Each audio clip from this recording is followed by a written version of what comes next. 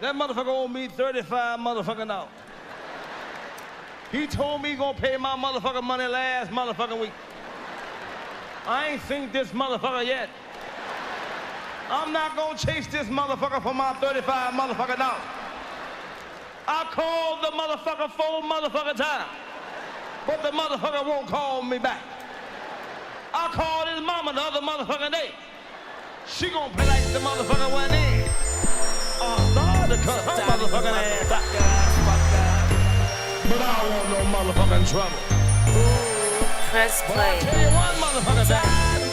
The next motherfucking time I see this motherfucker and he ain't got my motherfucking money, I'm gonna bust his motherfucking head. On the real, I give a fuck how a motherfucker feel. Motherfucker bet not fuck with my motherfucking meal. Run a drill, quick way to get a motherfucker killed. Fuck a trial and appeal. What's the motherfucking deal? Mr. Williams got my hand on the motherfucking wheel. Make some millions before I make a motherfucking wheel. You motherfucking right. What's the motherfucking lick? Niggas know going broke or make a motherfucker sick. And a bitch, it's when she leave a motherfucker quick, so she can't do shit but suck my motherfucking dick. And then suck and fuck the whole motherfucking clique. Silly rabbit, no kids, no motherfucking tricks. Just crips blowing zips, counting motherfucking chips with hollow tips stuffed in they motherfucking clips. Taking trips, leaving big motherfucking tips. You still can't hear, read my motherfucking lips, motherfucker. What up, motherfucker? Motherfucker.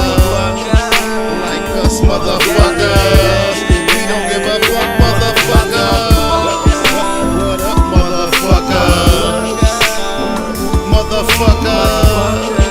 Like us motherfuckers, we don't give a fuck, motherfucker. Motherfucker, where you been, motherfucker? What the fuck? You just did 10 in the pen, motherfucker. Damn nigga, where you been? Oh, you did 10 in the pen, huh? That's the homie from the hood. We rolled them motherfuckers together. Cuz caught a case and told them motherfuckers loose lips sink ships. Control the motherfuckers. You gon' claim these dirty streets, then patrol the motherfuckers. Catch your enemy slipping in them. Blow the motherfucker. Motherfuckers ain't knowing. Gotta show the motherfuckers. I ain't like to square off. I stole on motherfuckers. Motherfuckers stole on me just like I stole on motherfuckers. Motherfucker. It's on the motherfucking set. Ask about a motherfucker. I'm a motherfucking vet. Ain't met a motherfucker around this motherfucker yet that can ever say they see me off a motherfucking wet motherfucker.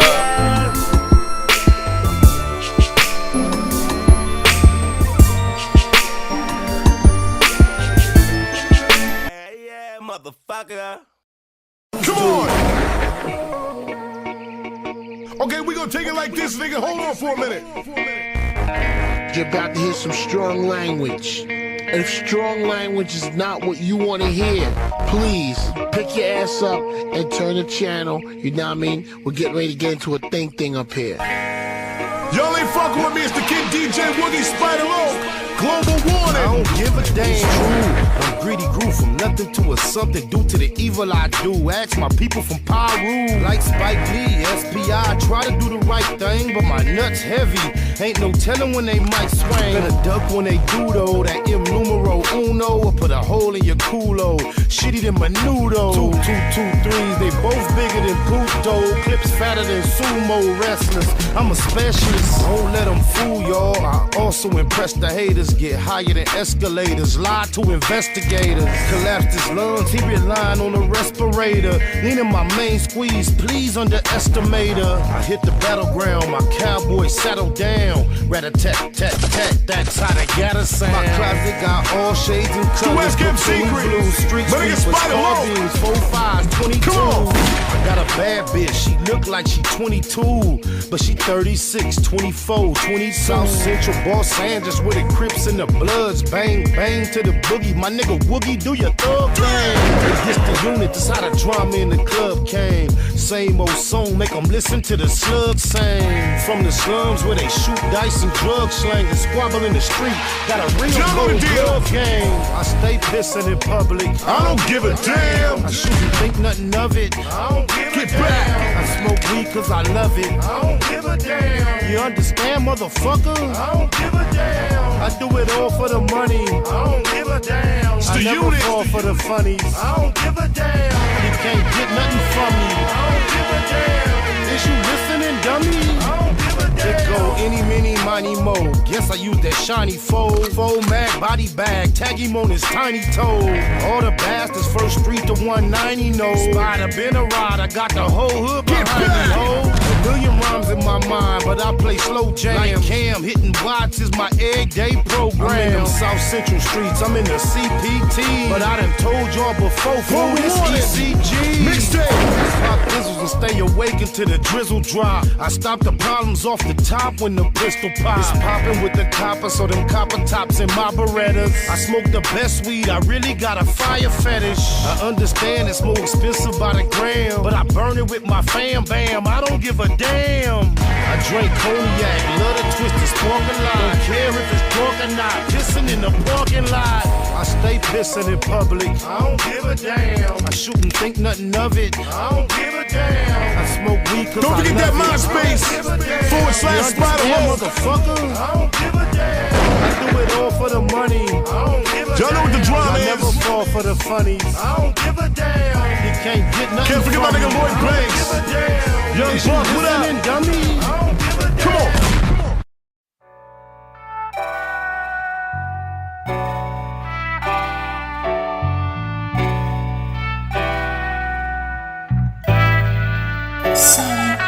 This is my Don declaration, define expectations, inspired to aspire to higher elevation. Started at Genesis, read the entire Revelation. Dedication, meditation, and some fire medication. Judge a prophet and a poet, both body reputation. Fanatically practice, perfection requires preparation. I go hard, like this could be the last chance. Romance the spotlight, treat it like the last dance. May I remind you, inclined to go overboard over mine. But tonight I'm on this open mic with an open mind. Always try, let it fly, ain't care where it fell. Never say goodbye, but we'll tell her farewell. You ain't heard, I ain't word, I ain't scared. Been through some ups and downs, now I got the last word. Finna clown, now I got the last word. How that sound? Now I got the last word. I ain't word, I ain't scared, you ain't heard. Been through some ups and downs, now I got the last word. Finna clown, now I got the last word. How that sound? Now I got the last word. And just so y'all know for sure that I'm serious, y'all can put this right before the period. She split the digits, I hit her with a digicard. She came to visit, hit it hard by the mini bar. I made her roar like the engine in my Hemi car. Way before she came to listen to my seminar. Every time I'm done, she always want more. Keep a contour in her back for the encore. I paint a picture like we was playing Pictionary with perfect diction.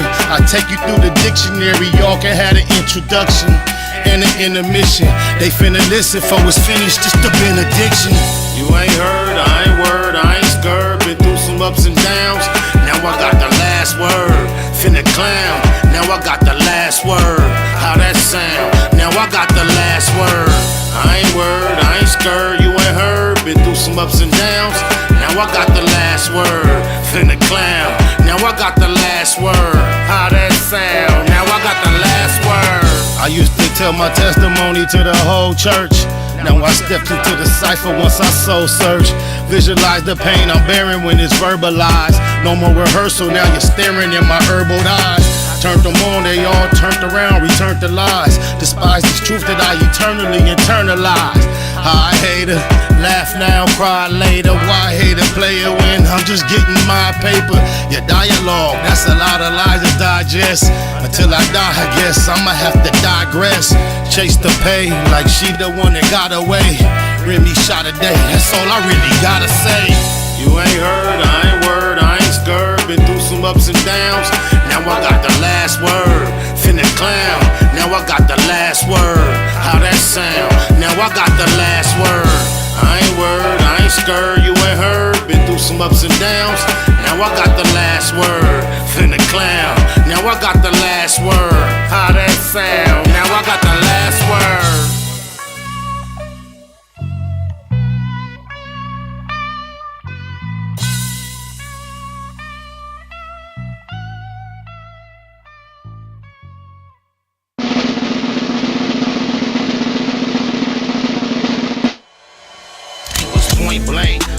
subliminal dissing. When I listen, I can tell you never been on no mission. Sticking to the script, don't care if I offend you. Neighborhood crib, the marathon I overlook my competition, never seeing them. I done train my mind that I'm going. You could tell by how I walk, talk, I'm a boss. A east side millionaire, homie, what you thought? My life is a movie. They can't get close to me. They mad cause they can't be. I'm everything that they wanna be.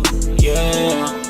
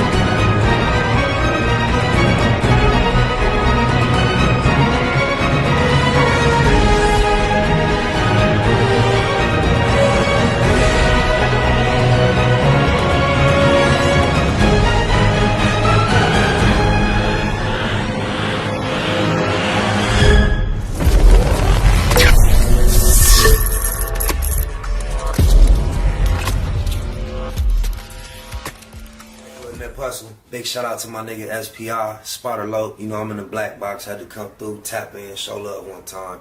Yeah, y'all make sure y'all subscribe, stay tuned, all that. It's the homie cook-up boss, goddammit, Cub Low. And y'all tuning in to the Wake and Bake Show with goddammit the homeboy Spider Low. I'm here with SPI, the realest nigga in LA. Spider this bitch! My nigga Spider Low.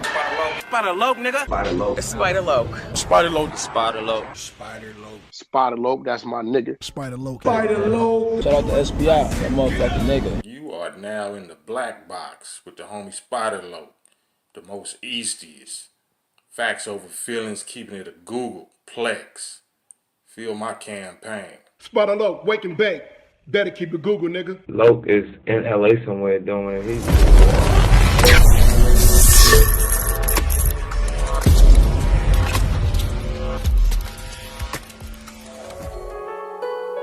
Google gang, straight legend. Google gang, SBI. Google gang, Google gang in here. You better keep that shit a Google when you mention me.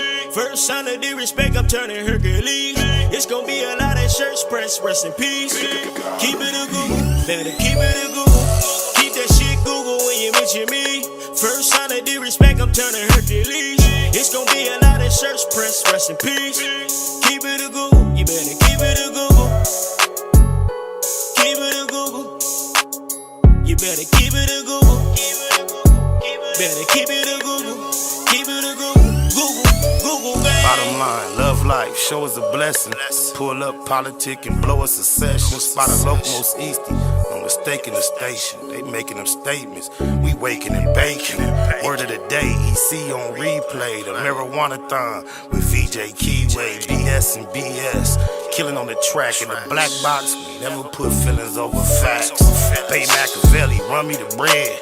I don't get mad, I get money instead. I be high, you can tell by a nigga eyes. But wise enough to enterprise, you dig a lies. Contemplating with the Google gang, conversating. Counting coins while these cowards in the comments hating. Only thing count, I count getting another comma. I'm a magnet to the money on my mother mama. Better keep that shit a Google when you mention me. First sign of disrespect, I'm turning Hercules. It's gonna be a lot of shirts pressed, rest in peace. Keep it a Google, better keep it a Google. Keep that shit Google when you mention me. First sign of disrespect, I'm turning Hercules. It's gonna be a lot of shirts pressed, rest in peace. Keep it a Google, you better keep it a Google. Keep it a Google. You better keep it a Google. Better keep it a Google. Keep it a Google. Google gang. can't keep it a Google, then don't mention me. Run a check through the set, I bet them niggas mention me. Red Bull and Hennessy, I keep the same energy. No matter on a solo or a couple homies with me. Tell them come get me if they want confrontation. I keep a couple shooters with me. And we right here waiting on shit to pop off. Take a nigga top off, you tempt me. All that BS, you can miss me. Slide down Century, doing about 60 in the gutter lane. Faded off yak and drop the pistol, hopping out the rain. I won't change, keep it a Google, the only way. Mention me, I come out and play, that's on the gang. We're not the same, I ain't nothing like these rap niggas. Hanging with bangers, no bodyguards, we all strapped, nigga. All truth, no lies, facts over feelings. We ain't gon' start something we can't finish. Google gang. Better keep that shit a Google when you mention me. First sign of disrespect, I'm turning Hercules. It's gon' be a lot of shirts press, rest in peace. Keep it a Google, better keep it a Google. Keep that shit Google when you mention me. First sign of disrespect, I'm turning Hercules. It's gon' be a lot of shirts press, rest in peace. Keep it a Google, you better keep it a Google. Keep it a Google. You better keep it a Google. Better keep it a Google. Keep it a Google. Google gang. Jeter. Gratitude is an attitude. This show is a blessing. To be here in the black box and blow us a session is crazy real. Right before we went live, I got a call from one of my hustlers, the infamous ODM Slim. What's cracking, Crip? Oh, man, we're just trying to get it in, man. You called me right before I went live in front of the people, so I just, instead of hollering at you off air, I just answered on air. So I'm just want you to know that you on air before you really speak your mind. What's good, though? Well, you already know what it is, cuz. I was calling you, cuz, because that song with you and Play 5, cuz. I want to finish that shit with C-Mac, cuz. You know, jump on that motherfucker and finish that bitch up, cuz. You already know, cuz. I want to keep that shit in rotation, cuz. We're going to get it going.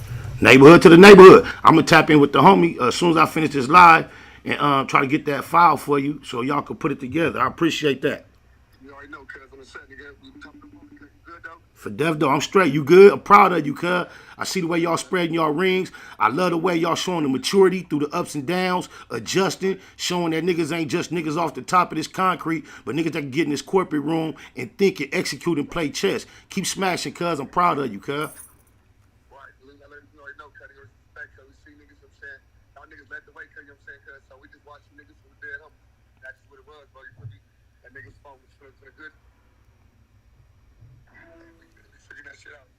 Oh, my mama.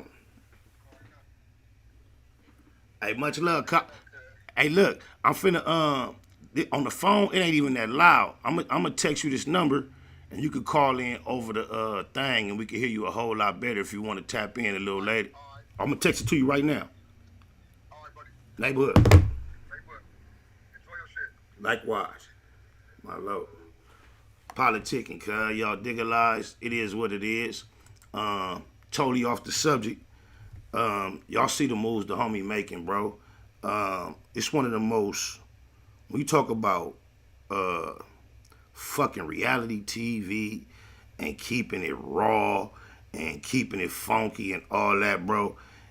Hey, on my mama, cuz we have not seen a movement to rival that of the homie C-Mac. It is indicative of the times we're in. But I don't think there's been anyone more transparent than Cuz. Even though he jumped on the scene, super banged out, neighborhood 5-5, and then some little bullshit surfaced from his past that was anti that, Cuz was extremely transparent about the fact that his past hadn't been that transparent, and the issues he had to deal with, according to that, he handled them real time. Basically, you know, we can say what we want about it being televised based on how things used to go. However, it was extremely transparent. We watching them learn. We watching them grow. We see all the back and forth, the extras he was putting on it with the Hoover situation. We seen everybody that had any little bit of sense try to pull his coattail, and we see how small amount of sense that the homie possessed himself, cuz is an actual fool, and he's blessed with a talent. And I'm glad that he got people in his corner that not only over, under, and understand his environment and the element from where he represents, but also have a knowledge and is are gaining an increasing knowledge on the industry and the appropriate ways to maneuver. So we got some things in the work. I've been politicking with Mac before I even developed a relationship with his management. And we finally sat at the table all together a few months back and kind of mapped out a few ideas. Since then, their relationship had went kind of topsy-turvy. So I've just been falling back, watching, and I'm glad to see things coming full circle and niggas getting about their business, being professional about this paper, man, utilizing the tools they have, not trying to trick nobody into thinking they got it figured out more than they do. And they just taking it one day at a time, and we see that progress like it's building. On my mama, we got a word of the day. The word of the day is epithet. I hope I pronounced it right. Epithet. An epithet is a characterizing word or phrase that accompanies or occurs in place of the name of a person or thing, or a disparaging or abusive word or phrase. Richard I is frequently referred to by the epithet Lionheart. The school's policy makes it clear that derogatory epithets will not be tolerated. Epithet is the word of the day. Constantly, in our experience as in America, we know epithet has been assigned to us. Of course, the most notorious one in the form of the N-word, but there's been so many others. And it's kind of easy. There you go, talking about they extorting C-Mac. Bro, what have you seen? How do you... Bro, I know it's a such thing as YouTube University, right? But you sound like Cassandra, cuz, throwing that extortion word around so freely, bro. That's just like Cassandra, cuz. He get all caught up in exposing this conversation he had with Ho No 100. Whoop, wop, wop. Ho No 100 claims that after Nipsey death, Big U got at him about going after 30% of an issue. Cassandra Scramble Thighs continues to shine light on the fact that that's what was said.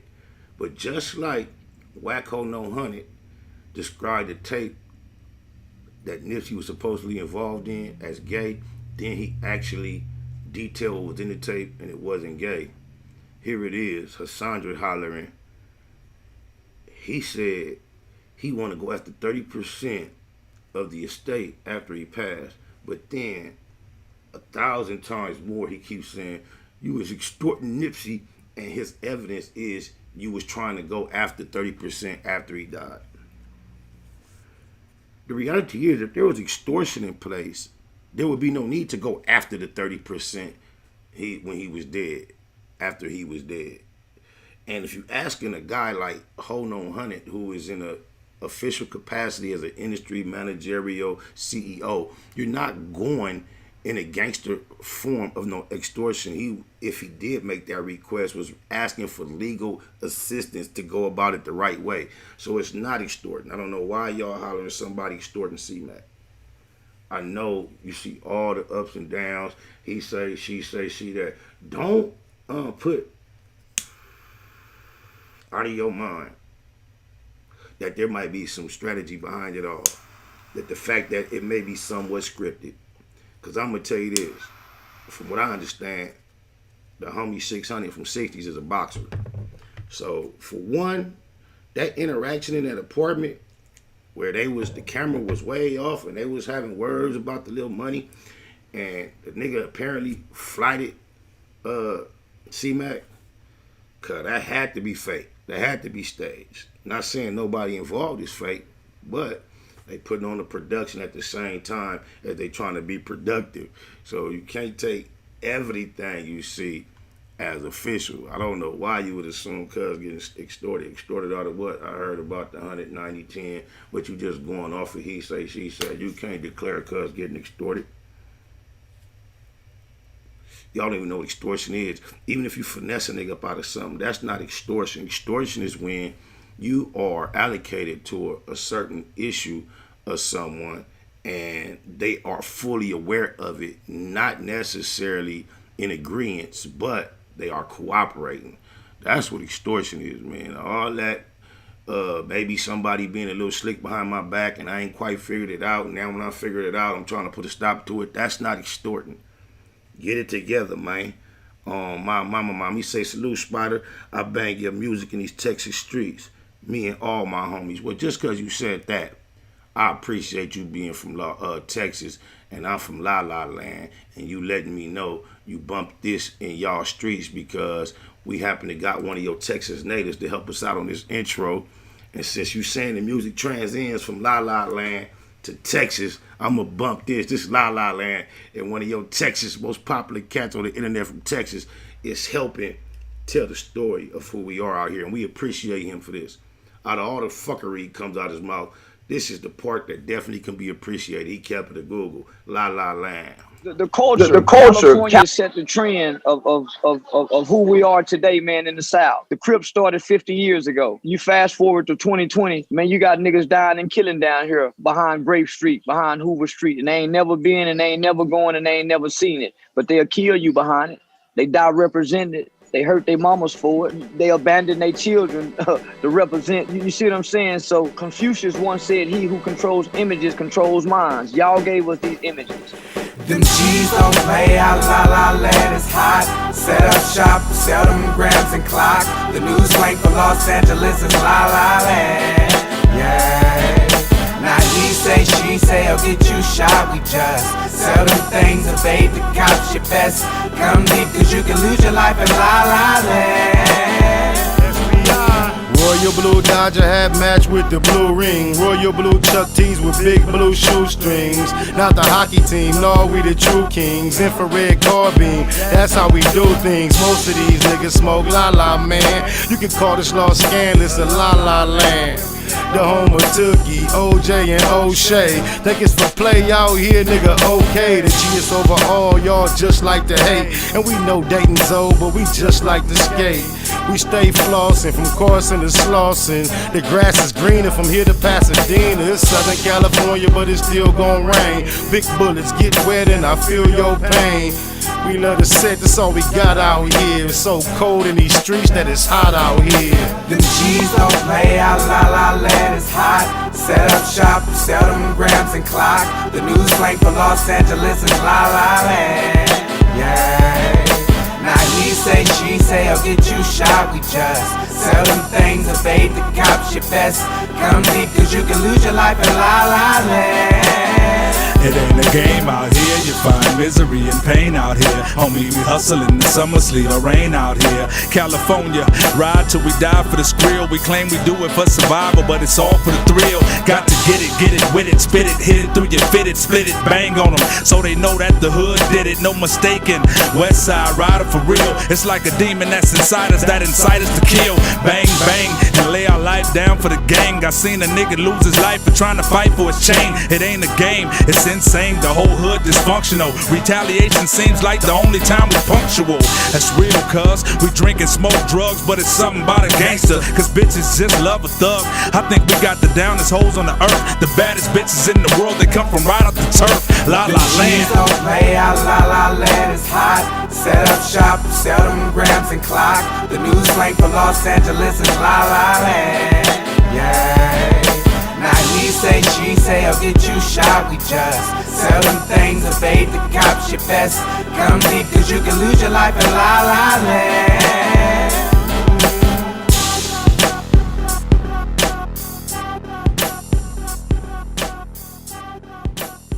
La La Land available on all digital platforms. Tap in or tap out. I'm VJ Keyway in the Black Box, aka Bay Machiavelli, and it's been fucked up on the news. It's crazy. A month or so ago, when there was an incident of violence outside of a Sacramento club that was apparently, obviously, as a result of an altercation that took place amongst patrons of a certain venue, I was shocked that not only that incident and a few more incidents that had a similar nature were classified in the headlines as mass shootings. And we spoke about it, and we were kind of like contemplating on why they would all of a sudden start calling these spontaneous acts of violence mass shootings and classifying them as such. And we threw around a lot of ideas. And then here it is over the weekend. Well, since then, we've had the mass shooting by the black man in the subway in New York, which would be considered a traditional, typical mass shooting would be classified. There was no altercation of anger and then multiple people getting shot due to an incident that was a pre-planned and just an attack on random members of the public, which is typically the title that unexpected people, that a mass shooting, that's what it entails. But I've noticed lately when there has been considered street gang violence and there's been multiple victims, regardless of the scenario, they've been classifying it as a mass shooting. However, every time the mass shootings are classified outside of our typical disease of violence, the suspect is immediately villainized as a criminal. And when there's a mass shooting, typically from someone of the opposite cultural background, a white person, for example, most likely, most often, immediately they start speaking toward mental health issues, which immediately puts the culprit in a mind frame of a victim himself.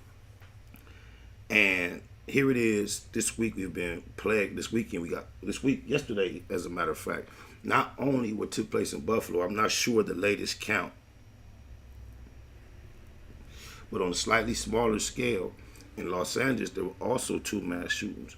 One on 3rd and Hill downtown in the open marketplace where there's videos circulating on the internet where people are just running, diving, running from gunshots, and someone was ultimately wounded. Then in Orange County, there was another incident. It was in a church. And there was somebody, I don't believe it was black and white, but they were of 2 different religious belief systems, and there was an attack there. However, of course, the one in Buffalo is taking precedence. It is the most devastating, the most shocking. And if you had a chance to see the footage, warning, it is very raw footage. There's nothing I would ever attempt to try to show here. And this is a dude, like, it's you know what's the real scary part about it, cuz I guess he went live streaming as he did this. So there's actual footage of him walking through the store, even walking up to the store, going in, shooting people outside with a machine gun. And he walks through the store and he just gunning people down, females and all that. He gets to one point where he sees a white man, he fires a shot, and the white man like, he says, "Oh, sorry, like, apologize, you're white, I'm not here for you."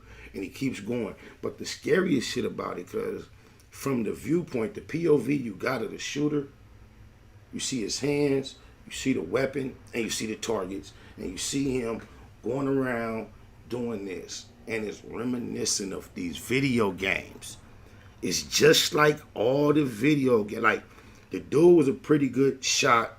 He seemed like he had purpose. When he unloaded his weapon, he would discharge the clip, reload so quick, cock it back up, and then resume. It seemed like he had military training. But the deepest part about it is, the whole country, a large part of the world, has been practicing these type of simulations for years. Whether you know it or not, even when it comes to pilots these days, part of your training is simulation. They have a program at the Compton Airport called the Tomorrow's Aeronautical Museum, and it's a museum on top of a program that teaches children, very young children, how to fly. Shout out to Robin Petgrave, who is at the head of that organization. But I learned from being closely affiliated with that program that even in aeronautics, when it's time to be trained to be a pilot, one of the most effective tools that they utilize are simulation, basically video games. So when you see the video game, when you can pick the view where all you see is the hands and the gun and somebody walking around shooting, that's exactly what we see with this dude doing what he did. And once again, we get faced with the 2 Americas, right? Because we know if we resist in any form of fashion, have an attitude, even try to run and break away from an altercation from the officers, we are shot in our back routinely, justifiably. Nobody does time. For those who don't realize why Black Lives Matter became something to exalt loud, even the goofy black people who try to be devil's advocate and try to say, oh, yeah, y'all say Black Lives Matter, but why y'all don't say that when black on black crime? Well, check this out, y'all.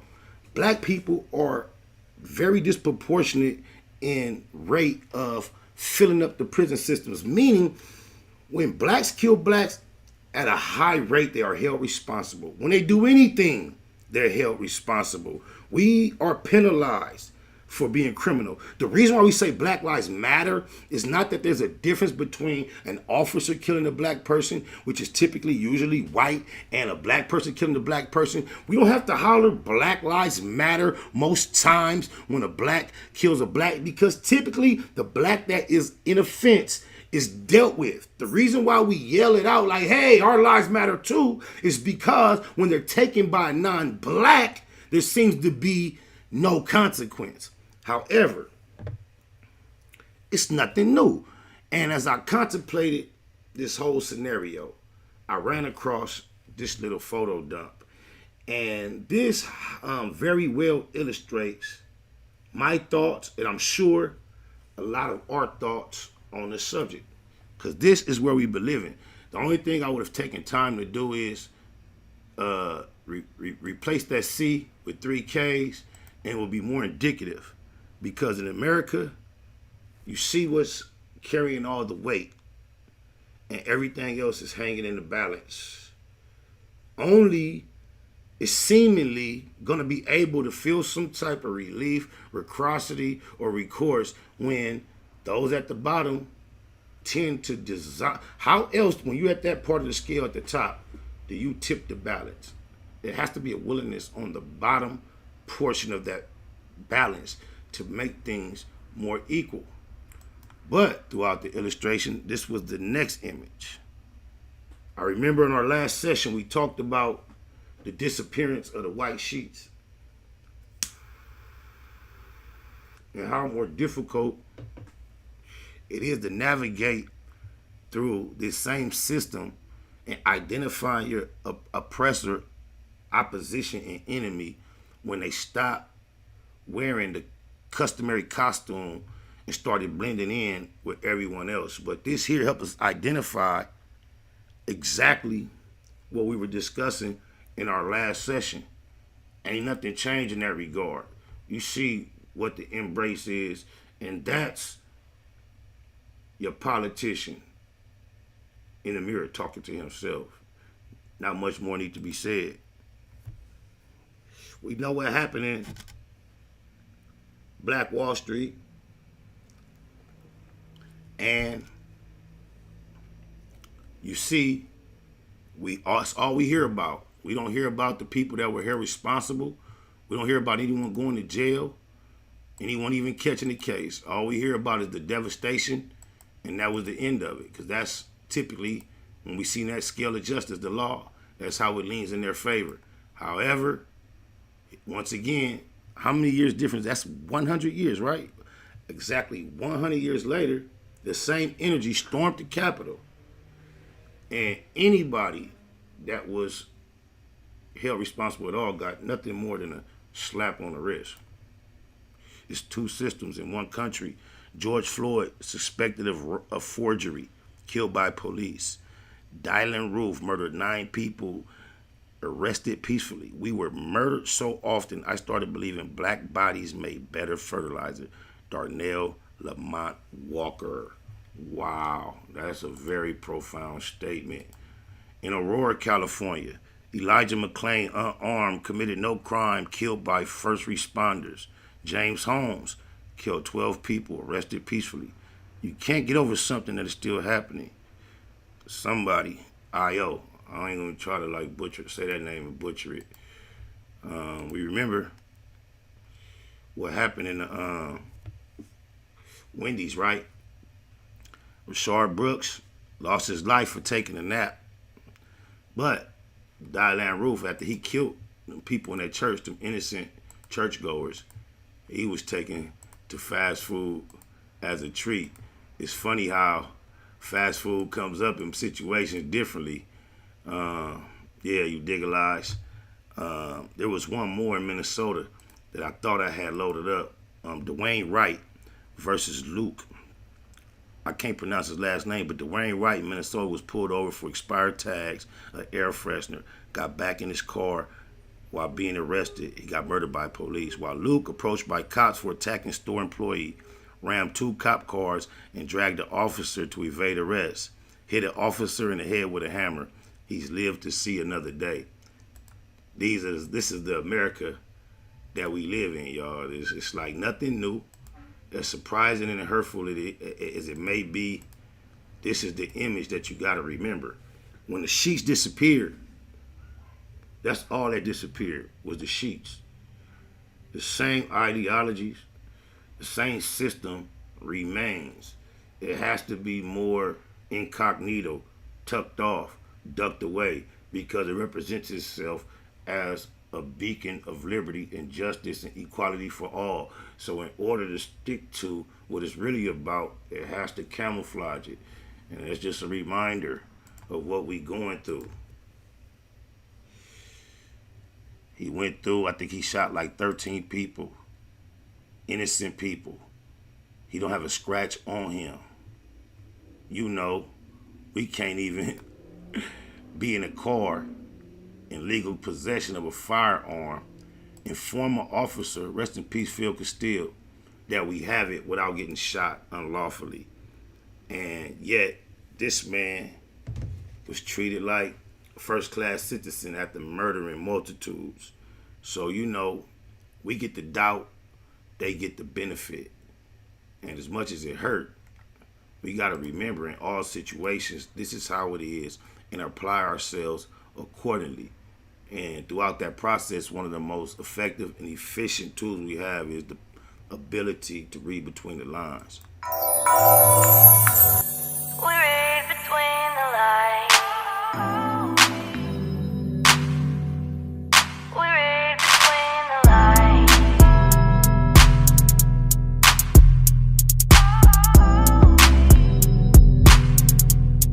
We read between On the set, could've swore I had covered my bases. Ended up in court, had to fight a couple of cases. Crackers don't care when you come in them places. It be written on their faces. Them motherfuckers is racist. Fuck trial, shit tricky, give me the deal. I ain't never seen a real killer beat a pill. Shooter got a brighter future if he got a date. Behind the gate, lot of politics to tolerate. Sitting in the car, finna split a cigar. To my niggas on the yard, send my biggest regards. You don't wanna run it back, we already ran it.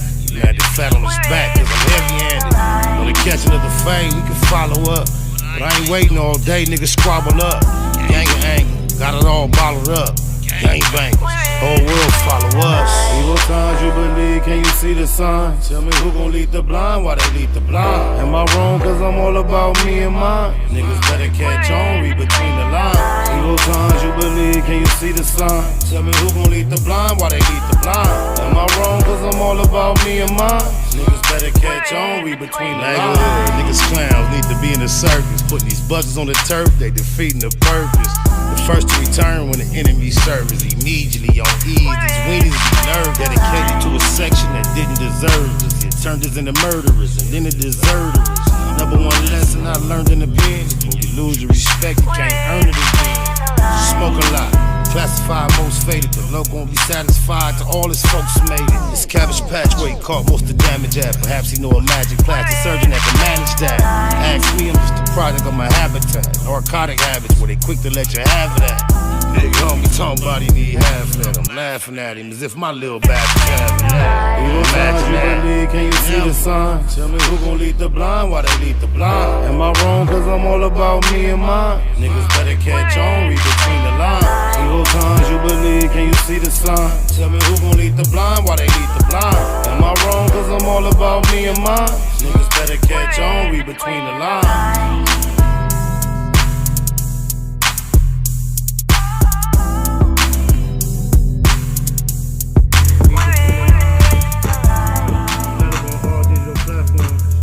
He said quit voting for, he asked them Democrats, man, I'm not really no political person at all. Don't subscribe to either party. But I'm starting to learn more and more as I grow. I affiliate with Republican ideology a lot more than Democratic ideology. As far as Democrats, I think the things that we naturally agree with because we are a part of the struggle and the have-nots, they tend to have the reputation for standing for the less fortunate, the have-nots, and we naturally seem to be inducted into that political party just because we don't know any better. But as we start thinking about life beyond that one scope, you start realizing that there's more things to this whole political plot than just what we have been taught to focus upon. And just upon inception, the Democratic Party versus the Republican Party, the Democratic Party were the ones that promoted and persisted on keeping us oppressed on my mama. So I wanted to touch on one more thing, which is not quite a brand new headline, but it is because Asanova, which is Casanova 2 times, Asanova times 2 is what we call them. And there's a reason, there's a method for the madness. We're not just hating on anyone. Asanova has earned the title Asanova. And I want to have a 2-part discussion real quick. For one, I want to explain why we call him Asanova and it's not no hate involved, right? And then 2, I want to just reflect upon the statement he made about rich rappers that get charged with the RICO and what they're definitely bound to do. And I want to know what we think about what he did, is going to do, because he took a plea. In a lot of senses, when you take a plea, it is tended to be viewed at implicating co-defendants. Because if we say y'all are guilty of this, and him, all decide, man, we ain't did nothing, so we taking it to trial, and then you the only one that say, I did it, I agree, can I get a deal? It's lending credence and credit to the accusation that everyone, the way we put this together, is guilty. So it looks like a lot of times that's viewed upon as somebody that's bowing down, breaking down, surrendering, and adversely affecting the case of others. Not always, but at times it is. So he has chosen to take a deal where he is now hung in the balance, where he can get as little as 5 years, but as much as 60 years. So let's just look to, before we get to that, we're going to explain why we call him Asanova. Now, this is a dude. First, I don't have this clip loaded up, right? But I'll give you a little more background. There was a clip of him saying, he's talking, right? He's like, yeah, I don't eat no toes. I don't do no shit like that. I ain't no freaky nigga like that. I don't get down like that. And he was like, but one day I got drunk. And after I passed out, he said, when I woke up, he say, my wife told me, oh yeah, you a freak, baby. You was eating my toes and all type of shit. And he was putting it on the gang, on his mom and his life, his dead homies. I ain't eat your toes. I ain't never ate, and I don't do no shit like that. He was like, yo, word is bond. He was like, she went in her phone and showed me video of me just wilding out. I didn't remember none of that shit. So I was perceptive enough to realize, hey, I know how this shit go with them industry back doors. One of the most leading theories is they have a process of doing this to artists to cause them to agree to things that they normally wouldn't and kind of get pigeonholed into pushing the agenda or being a part of the program that they thought they would never be part of. So this is a typical scenario that I've seen laid out through years, hypothetically, that takes place for artists when they're trying to transition from one level of success to the other.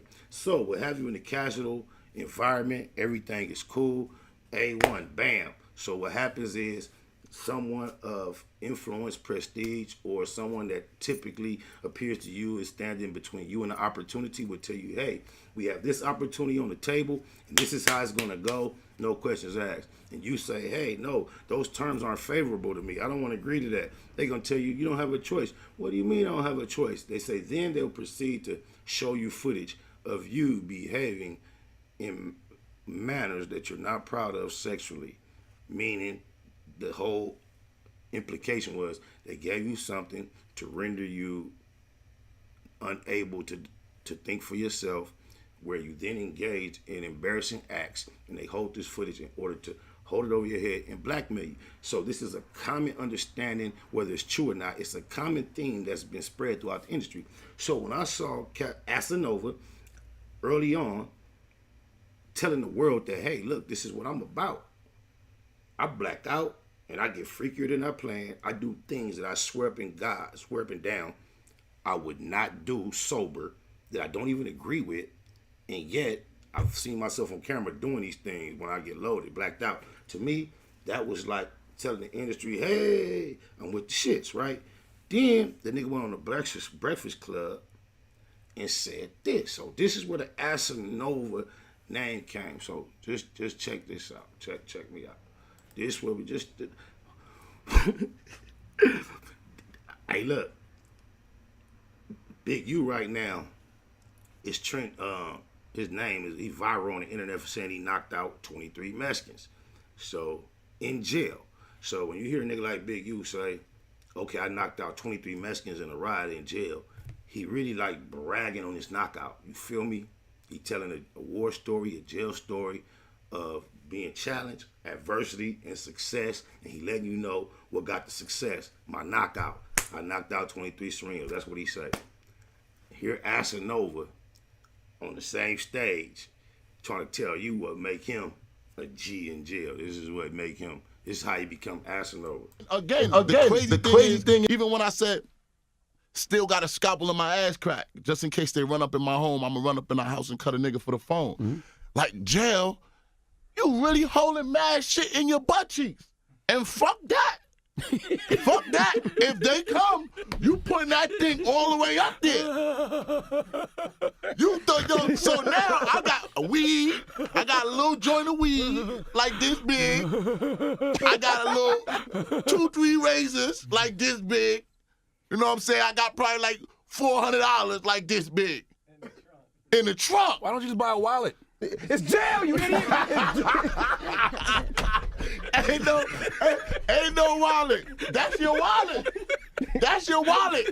When you push that thing all the way up, that's the safe. That's the safe.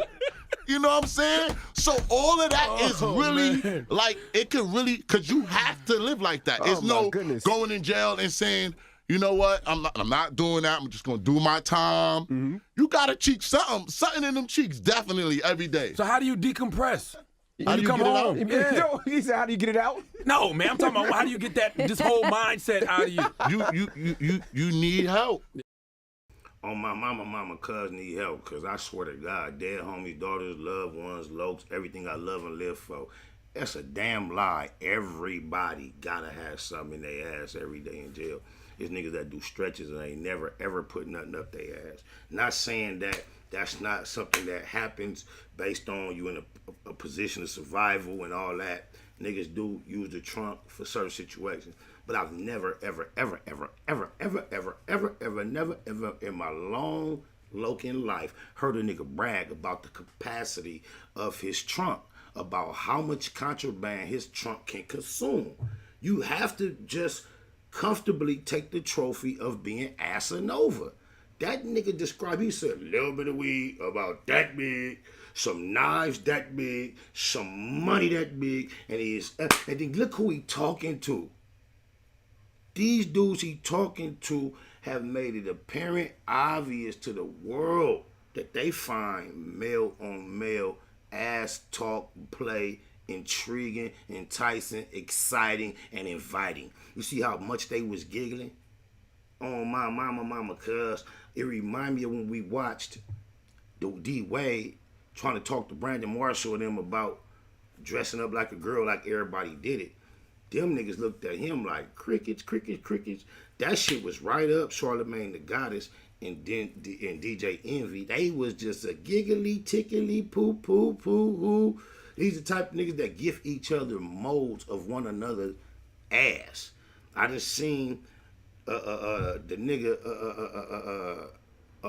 Charlemagne the Goddess in some hot leather skin tight pants on the Breakfast Club in the studio, get down and drop it like it's hot, do the doodle brown, just dragging his dookie. So can you imagine getting the opportunity as a nigga from the streets and prison, blood nigga, finally get on a platform of success mainstream, and you talk to some of the most foo-foo individuals when it comes to masculinity about how much contraband your anal cavity capacity contains. That blows my mind. Oh, my mama. Let me, hey, be fair. Hey, ODM, hey, it's the homie. What it do, neighborhood? What up, buddy? Hey, yeah, you loud and clear. Let me play this other little clip of this nigga Asanova, and then we gonna chop it up. And then look, y'all, I want y'all to tell me this. We see he ready as far as that chocolate tunnel ready. It's ready for whatever. He can fit the whole world up there. But then just think about being a nigga faced with the RICO Act. You just took a deal, right? You just took a deal. But right before, you was on the internet telling everybody, don't let nobody trick you out of your blessings, and you not finna get tricked out. You were saying this as well. And then what do you think his mind frame is now? Y'all check him out.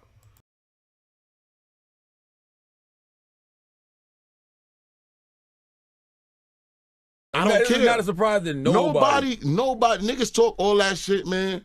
Niggas talk all that shit. I'm talking about all these rappers and all these fake gangsters, man. Niggas, you go to the feds for a fucking RICO, and they offer you 20 years, and you're a millionaire. You're telling. All right. It's my thing. Only thing that might give him get off or get him off the hook as far as he might not be describing himself. I don't know if Cuz is actually a millionaire. Some of the things that he's done as far as behavior-wise kind of makes me believe he might not be a millionaire, even though we've seen some bona fide millionaires get caught up in similar situations as well. I'm not sure if Cuz is a millionaire. Hey, ODM Slim, you familiar with this nigga Casanova 2 times going through right now? I kind of started getting on them niggas recently because of all that RICO shit going on. So with Lucci and the Young Thug and all that shit. So I just got on Cuz really like just recently. I really went on Cuz like that. Okay, well, you know how long I've been doing this. Is going on like 4 years or something. When I first hit the scene, I started becoming aware of more of the players. He was one of the main ones that just hit the scene from New York, from the outside looking in. It was something to like, okay, he seemed to be G, he flashy, he's successful, grimy, he got a real backstory, but then he started doing real foo-foo shit. Like he got caught up pressing Soulja Boy on camera about being disrespectful to some females in the club. He put extras on it. He a blood. He was standing next to 50 and Takuchi. He did a song, and all he was talking about, I keep it bracking blood. I keep it bracking blood. So I'm like, I'm looking at the nigga watching him, and the next thing I know, he on the internet, even though this type of shit he was comfortable doing. He on the internet, on a boat. He got his female bent up on the couch. Her clothes is on. But he down there with his face all in the puta pie like he eating her twat out. So he started from there. Then, I don't know if you just heard him brag about his backside trunk capacity. Did you hear that clip? Oh my God, these niggas is foo-foo. Check this nigga out. Listen to Cuz. Listen to Cuz. This how Cuz brag on himself. Listen to him. Hold on. Again, the crazy thing is, even when I said, still got a scalpel in my ass, just in case they run up in my home, I'm run up in the house and cut a nigga for the phone. Like jail.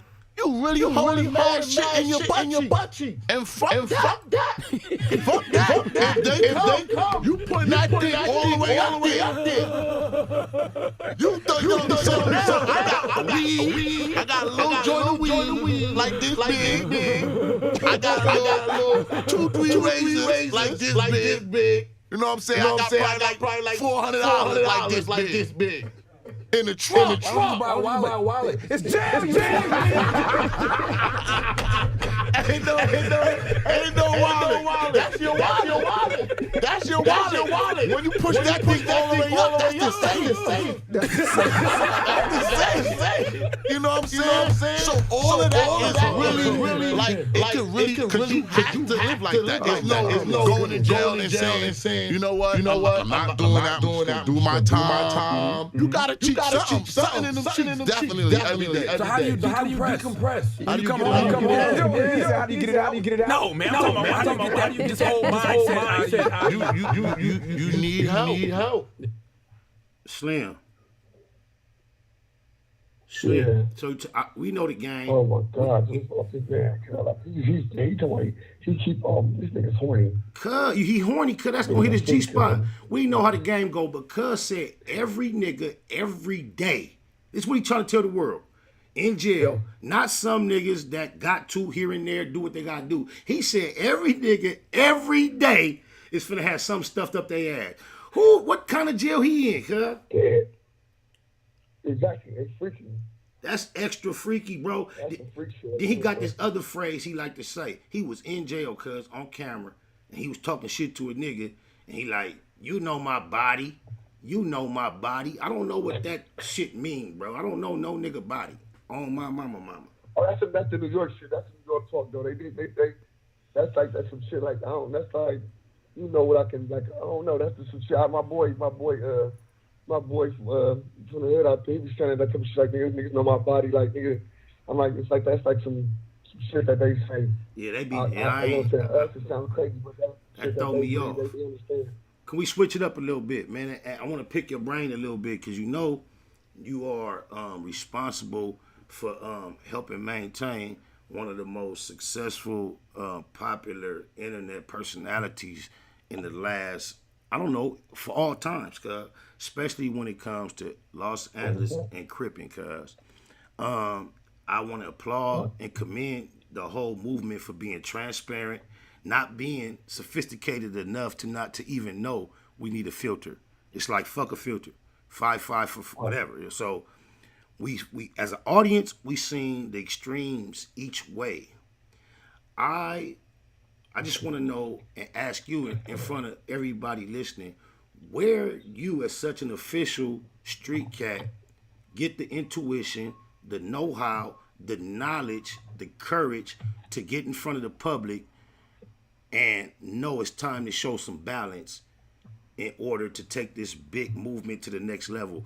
What was it that caused you to know that, hey, I see what it's been? Because obviously, even though I know how sharp you are, you let it go a certain way for a certain amount of time.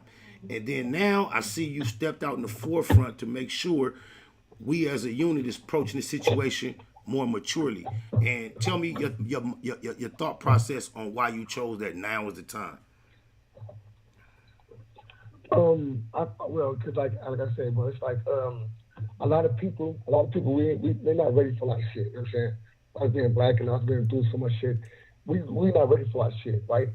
So it takes situations, it takes moments, like, you know what I'm saying, moments for niggas to step out and do what you do. And like I said, like I didn't know it was time. It just like I was pushed out there. You know what I'm saying? Every time I did anything like that, bro, it was like who gonna do it? You know what I'm saying? And I feel like, nigga, I'm a respectable person or a responsible nigga to go out there and lead us to the right direction. So I just like feel like certain times would be the right time to do things. Like, and then even with that situation with Mac and other shit, I'm saying, it was just like, enough is enough. So tell me this, was this 600 really swing on cuz in the apartment, cuz? That shit looked the stage, cuz. No, I couldn't swing on cuz, bro. He just swing on cuz. That's why I knew it, cuz. That's what I'm telling you. I didn't know what happened. The homie just called me and said, nigga, you know what I'm saying, my niggas called me, niggas from Jersey, they called me, hey, this nigga 605 on C-Mac on the camera. I said, stop playing. Yeah, woo, like 4 niggas coming. I'm like, hold on, we fighting Big King. And I started calling them niggas, like, hold on, nigga, what the fuck going on, nigga? I seen your response.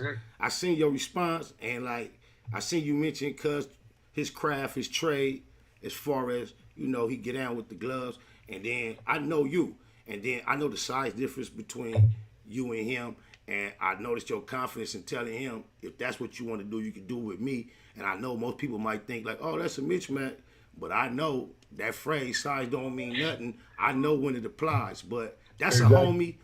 You a homie. Right. I'm glad that was worked out. But people didn't realize at that time, C-Mac, Lupe, they was doing a lot of skits. There was a lot of skits going around. And I think people just got caught up in balancing the reality of what we see him present with the skits. Because we're starting to realize one of his main gifts is comedy, cuz. You feel me? And I think that's something that's real big to expound on. Have you got any feedback from any type of Hoover Energy? Do they appreciate the new players to keep it professional on these public platforms? Have you seen that matter? Bro, listen, I was working, nigga. Damn, I was on my little job. Like I was taking a little job and shit. My little shit. I was a full-time father. So I like to feel normal, bro. You do me? Salute. Nigga would take a little job here and there. So I'm working little jobs and shit, right? And then I kind of like this other job I was doing. I'm at Fashion Nova. Nigga, I got my mask on. Nigga, hooded up. Nigga, late night. I'm chilling. Nigga, you know what I'm saying? I'm sliding up and down shit. Boom. And then when that shit happened, I was just in the parking lot at that time. Like, nigga, I'm in the parking lot. I'm like, so my boy sent me all the footage. I'm like, oh, hell no, nigga. So that's when I spoke my piece, you know what I'm saying? And when I did that, nigga, that's on everything, nigga. I'm told the next day, I told the Hoover niggas, all the time, niggas don't know what's around me. You feel me? They just, what's up, Slim? What's the deal? They walk to me, start chopping over me. I'm like, oh yeah, nigga, I gotta stop doing all this shit.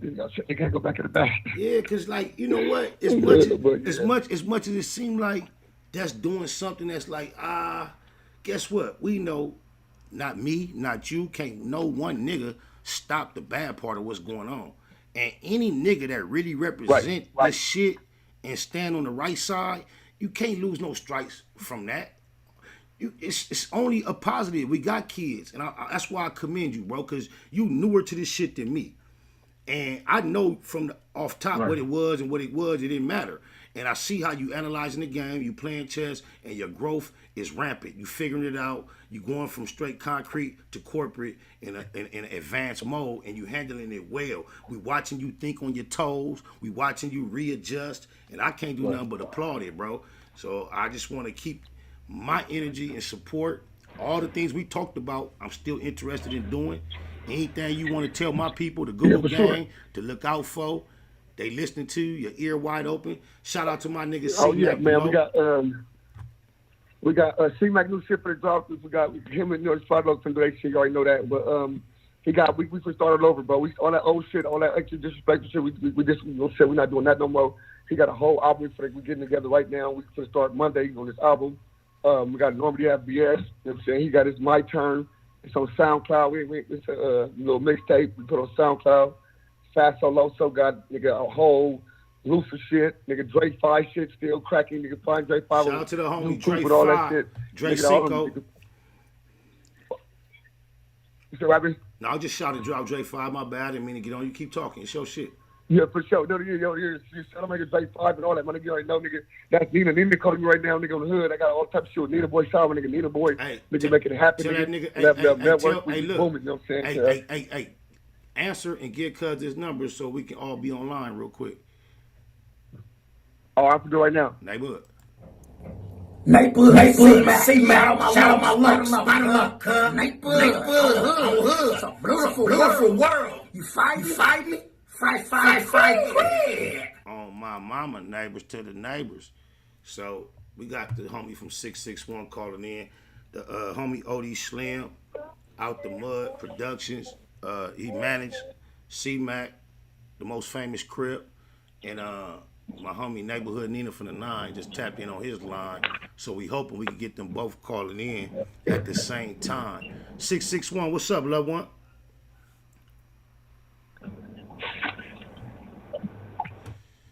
Hey, do you hear me, player? What it do, man? Oh, I can't call it, man. Just in here politicking with my good people, Google ganging and all that. What's happening with you? Hello? What's happening with you? You can't hear me? Hello, BS. All right. Oh, that's BS. That's my low. That's the Hello? hardest. That's the hardest artist. What's happening, BS? What's the deal, guys? I can't call it, cuz. Just politicking, cuz. You know how the ups and downs go. Yeah, I just hopped up on here. You already know Oh, God, what it do? You got it, Mafia. I'm just keeping it hushed. Like, I'm just watching the homies politic in real time on the computer. You already know how we being tapped in, but then when politics go bad from within, you can't choose sides. You got to fall back. So I love it when real ones get it together so we can get back to what we was getting back to. You dig a lies? Oh, God, nigga, say less. You already know. You know, you must. You know what I think right now? You must got a brand new freestyle you must want to spit. As you call in like I knew you were gonna do on that. Crip, I you knew call you in. were gonna do that, You man. call in once a year, and when you do call, I always put you on the spot. Hey, you be making a nigga feel bad, cuz every time I tap in. Look, I ain't gonna do you like I do everybody else and give you your medicine on camera. I'm gonna talk to you though, but I'm gonna just say this: that's your last time ever being able. You're supposed to ever say that, bro. That when I was in your shoes, it was never, ever, ever. Even look, this your thing. I guess I am gonna give you your medicine. You supposed to, when I say that, say something that you know by heart that don't. Just spit something you know that's dope. Fuck all that, nigga. You got a million verses. You supposed to just give up one. Fuck it, give up two. It's your show. Nigga, I don't let nobody shine around me, nigga. You my number one gunner, nigga. I put all my chips on you. So I don't put no pressure on you to get on here and talk and chop up all the issues with me, even though I know we chop them up. I don't never press you to call. So when you call, I gotta be, it's like I have my pit bull on the leash, nigga. It's time to snap. Nigga, show these niggas what I'm betting and banking on, nigga. What's happening? Cause anybody out there paying attention that realize how this game go, yeah, I got a hot one. Baymac Entertainment. We trying to get we got a whole project and a half done. And we just want to release it on the proper platform with the proper energy. If I got to do it all by myself, I'm gonna do it. But we've been kind of holding out. We had a little interest here and there. We just trying to get it as mature as possible. But BS, it's on you, cut. Blue Smurf, say something. What's the deal, man? What y'all want? Y'all want to hear something? Yeah, I'm gonna speak for them. Yeah, we do. Yeah. Tell them how you always tell them how you tell them to put some flames in the comments. All right, if y'all want to hear, BS drop off the top, put some flames in the chat, and please don't stop. We need to see the flames so he can kick the bars. You know how it is with these brand new stars. They be getting bougie way before the time, even when the CEO be begging for a rhyme. What's happening, BS? Give it up for me. Fuck them. Okay, we got some flames. Okay, they coming. Here come the flames. Give it to him how he asked for it, y'all. Heat it up. He want the mic hot before he even spit. Okay. Now you see that shit, Crip. All right. Oh God, y'all lit it up. All right.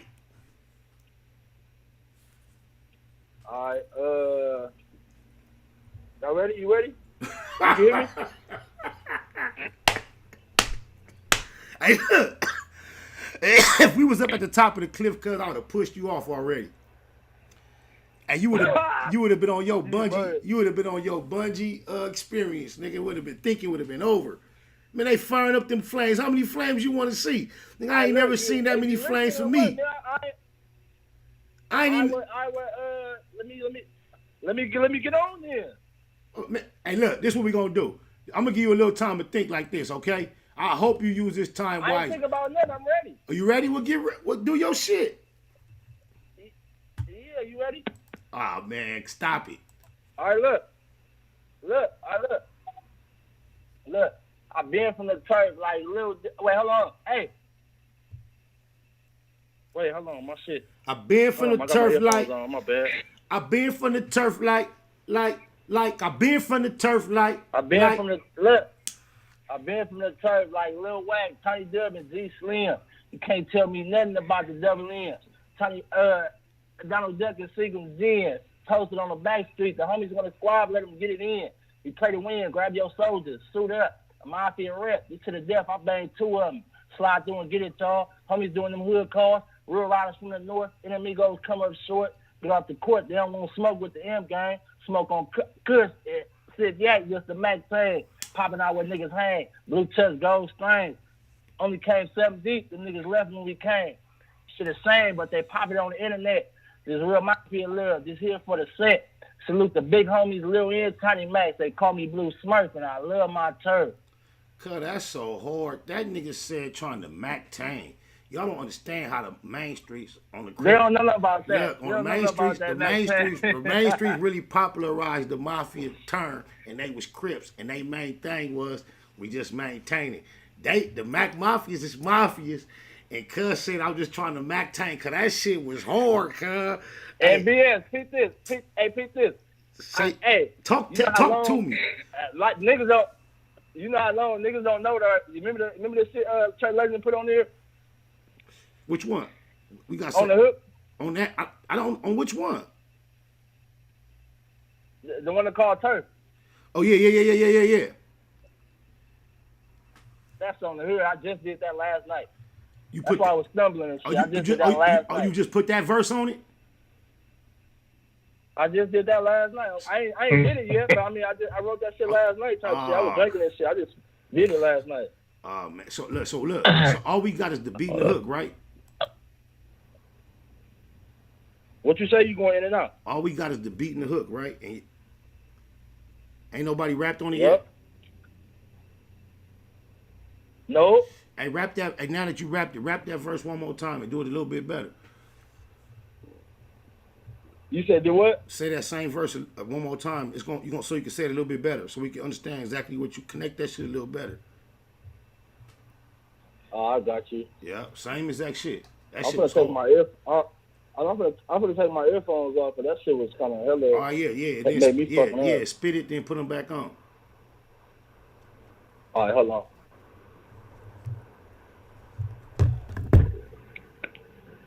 You recorded me, yeah.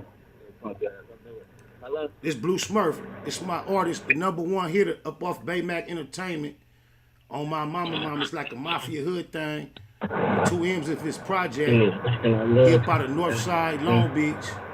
And I gave him the word the other day. He acted like he didn't recognize, but I told him he need to run with that North Tories. But go ahead.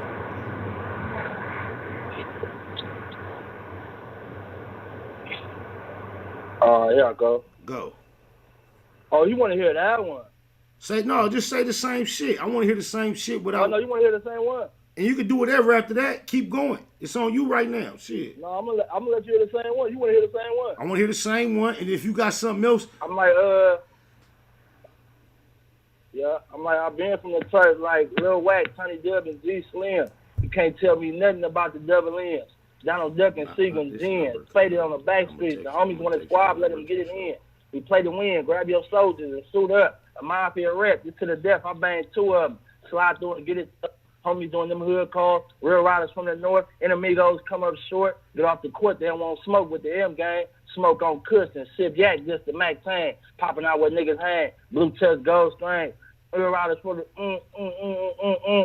Oh, God, that's him, though, cuz. Don't go nowhere, BS. Stay right there. I just wrote that shit last night. Just hang I out. ain't going nowhere. I just wrote that shit last night. Just hang out. We finna politic with some I'm Crips. listening. I put it on mute. We politic with the Crips. Hey, 901. 901 area code. I'm trying to Jeter. Oh, okay, that's you, Vicious. Say less. 323-206. Who on the line? Vicious. Nigga Slim. Okay, Slim. Hey, look, check it out, y'all. We got ODM Slim from OTM Productions. ODM Slim, what it do? We got my homeboy Neighborhood Nina from the 9, and we got my artist Blue Smurf on the line. Vicious V on there my too. Nigga, what's the deal? My nigga, man. Stop Yeah, you playing. already know. What's the deal, cuz? You already know. Hey, welcome to the Black Box. ODM Slim, Nina Boy, everybody aware of y'all presence publicly right now, cracking. We appreciate y'all calling into the Black Box. I'm mad at you, though. It's a neighborhood thing. We just spoke to ODM for quite a little bit of time, Nina Boy. So if you want to catch people up to what's going on with you in the next few weeks, and then we'll just go from there and we'll start popping it like that. What's happening, cuz? Easy call. Hey, catch this game out, nigga. June 26th, nigga. I'm finna knock the pickle juice on the Bosco nose, right? Nigga, pickle juice everywhere, nigga. All bets on me. Mr. Great Investment itself. Right now, man, we facilitating opportunities. We just trying to make sure that the bag is definitely gonna be there, presented by, you know, the attraction from the fight. We're looking for people to fight on the undercard. Right now, you know, I'm doing podcast shows. ODM Slim doing this thing. You know, we're trying to bring it together collectively, man. And, you know what I mean, show everybody on this black top that we promoting this positivity, man. You know what I'm saying? And we pushing a full court press on for these niggas that don't understand, nigga. Nigga, we watching too many senseless murders and killings on this black top, and we trying to turn that negative to a positive. Well, I appreciate that energy because I know your backstory, and I appreciate you for not trying to like lead with your backstory. I admire you for leading with your newfound reality and not trying to convince people your backstory is as grimy as it really is, because positivity is what we are trying to push. Same thing for you, Slim. We could easily over-highlight the bullshit, but I see niggas utilizing tools of positivity to try to push their future, and that's what I'm with.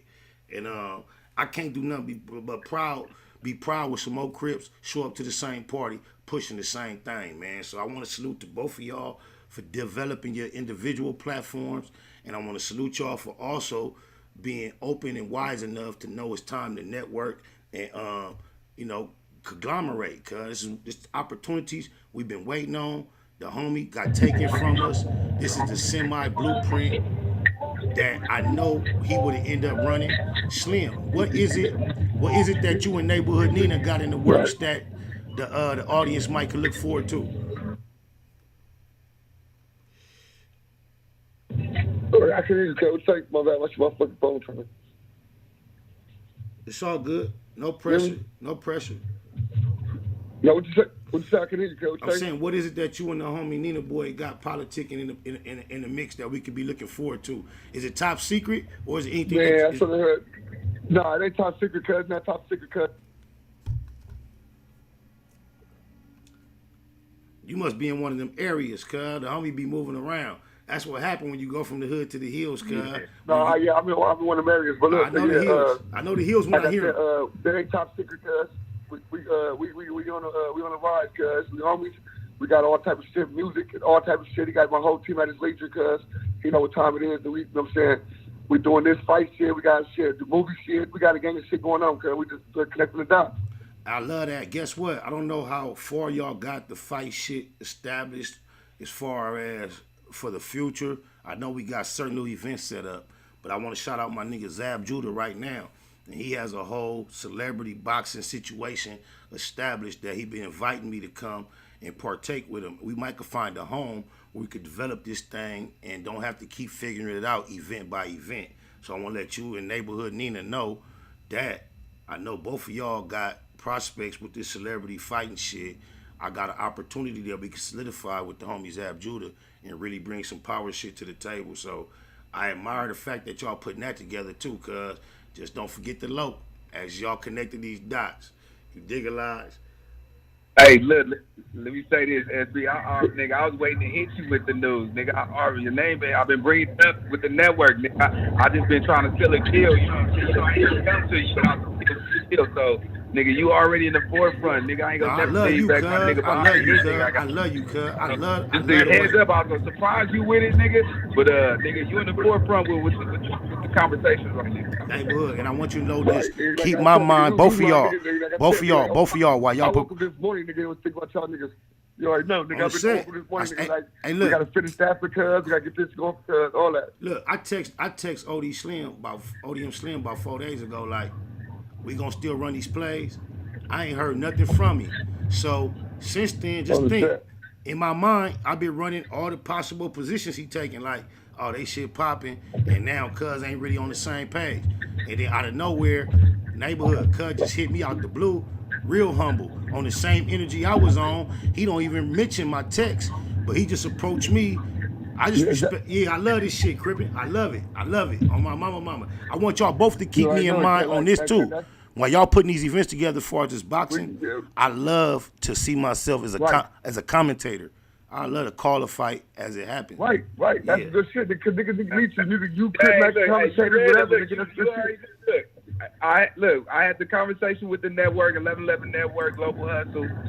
You know what I'm saying? That's why I was, you know what I'm saying? I was hollering at you, but I was trying to fill in the Hey, deal. look, even if the numbers is low, like even if the numbers is low, I don't know your business. I want to make sure that you're comfortable. No, look, I'm gonna tell you like this on Crip. Look, Eastside. Look, 697, cuz. Even if the numbers is humble and little and low, like the whole No Honey tried to make it sound, nigga. Tap me in, nigga. I'm with what you with, Crip. Fuck what he talking about, nigga. I know how this shit go. Nigga, you feel me? We getting everything. We scraping everything up, nigga. It's East D business. We want it all, nigga. On my mama. You dig a lodge? Nigga go in there for we all like less than an hour, nigga. What you know? Nigga, how you gonna hate on the Eastie nigga? How you gonna hate on the Eastie nigga for scraping up a couple thousands in an hour, nigga? That's how we live, nigga. What you mean? Much love, Nina. Fuck what they talking about on Crip. You already know what's up, Nina boy, cuz. Nina, you already know. All right, I'm gonna holler at y'all in a minute. I got my call with the network. I'm gonna hit you back, SBI, ODM, I'm gonna hit y'all back. All right. All right, buddy. Hey, yeah, Slim, we got a few callers on here. You welcome to hang out. Speak up whenever you want. But I want to holler at the nigga from 571. I appreciate your patience, my nigga. You in the black box with a lot of real near radio in effect. What's happening? 571. Holy shit. What up, Luke? Can you hear me? Yeah, man, you loud and clear. I like that. I like when you loud and clear. Talk to us, man. We want to hear what you talking about. We've been talking. What you talking about? Fine nigga. Y'all down here in Florida. I just wanted to give you a motherfucking shout out. Shout out to you and the whole motherfucking gang. You heard? Hey, I appreciate you, man. On my mama. What part of Florida you from? I'm here in Jacksonville, the motherfucking city. Hot as hell right now. You know, it's one thing about Florida. It be hot as hell. But it's gonna be pretty. It's hot.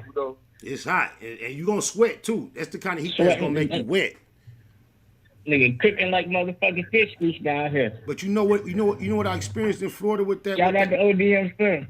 Oh, there you go. Hey, chop it up. Hey, you don't understand what it means to be a nigga up off the blocks of South. Yeah, shout out to ODM Slim. Shout out to motherfucking C-Mac. Hey, ODM Slim. I be out in LA when I be in the box truck shit. I be fucking with y'all. ODM Slim live on the line, man. Let that nigga know from a Florida perspective how him and his team hit the scene.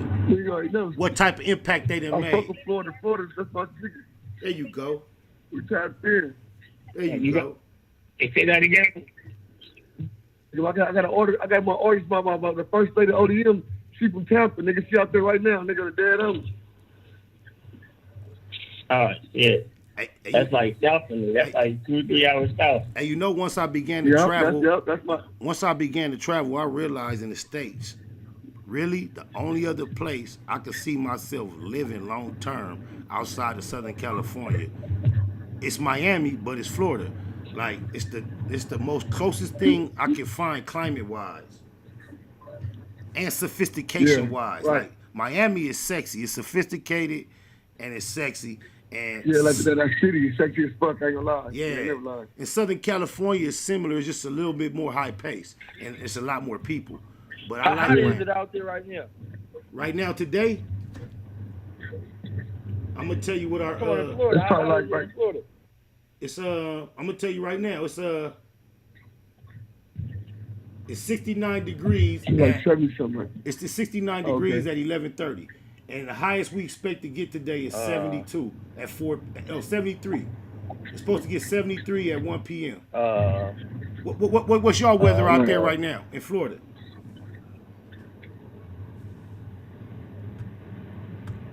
What's the weather like in Florida? Hey, we lost him, y'all. So, hey, Vicious V. Yeah, he keep getting off the line. Hey, Vicious V. It's all good. Hey, look.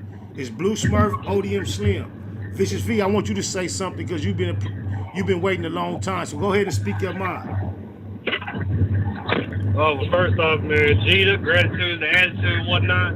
Hey, I did want to tell you, I do apologize for my absence, man. About a week ago, I was out with a fever and lost my voice and everything, so I couldn't even speak, couldn't do anything. I was out of work for a minute, so I was out of pocket. Roll your windows up, though, Vicious. Hold on. Hey, whoever that. Right, they better. Look, yeah, I do, but I want to respond to a comment. Somebody just said in the chat room, black lives don't matter to black people. So why are we shocked when other races kill us, like the Buffalo Massacre? Okay, I'm glad you said that because you obviously late to the session because we already spoke about this. The phrase Black Lives Matter has nothing to do with black lives being taken. It has everything to do with black lives being taken and nobody being held responsible. When black on black crime occurs, the penitentiaries across America prove that blacks are held responsible. We fill these penitentiaries and are charged with crimes at a disproportionate rate compared to every other ethnic group. However, when officers, typically white officers, kill us for being unarmed and for no apparent reason, they aren't held accountable. That's why we holler Black Lives Matter, since you're so slow to figure that out on your own, Mr. TH in the chat room. But go ahead, Vicious V. All right. Anyway, I'm glad you shut that fool up. I appreciate that, OG. But yeah, like I said, though, right now, this gratitude is an attitude for me right now. I'm just now feeling better. I'm able to speak and whatnot, ready to get back in politics with the fellas. I am at work right now. You know, I just had to tap in to let y'all know Vicious V is back. We're about to get back connected at the bottom like the letter V. You already know how that go. That's right. That's right. How long? Hey, but one last thing, though, before, I'm sorry, go ahead. How long is your break? I'm actually stayed over my break longer than I needed to. I just wanted to tap in with you. Hey, everybody, I appreciate that, but everybody can't do that. So even if you ain't the boss of your job, you a boss at your job. So that means you earned that. So you goddamn right. I appreciate that, real one.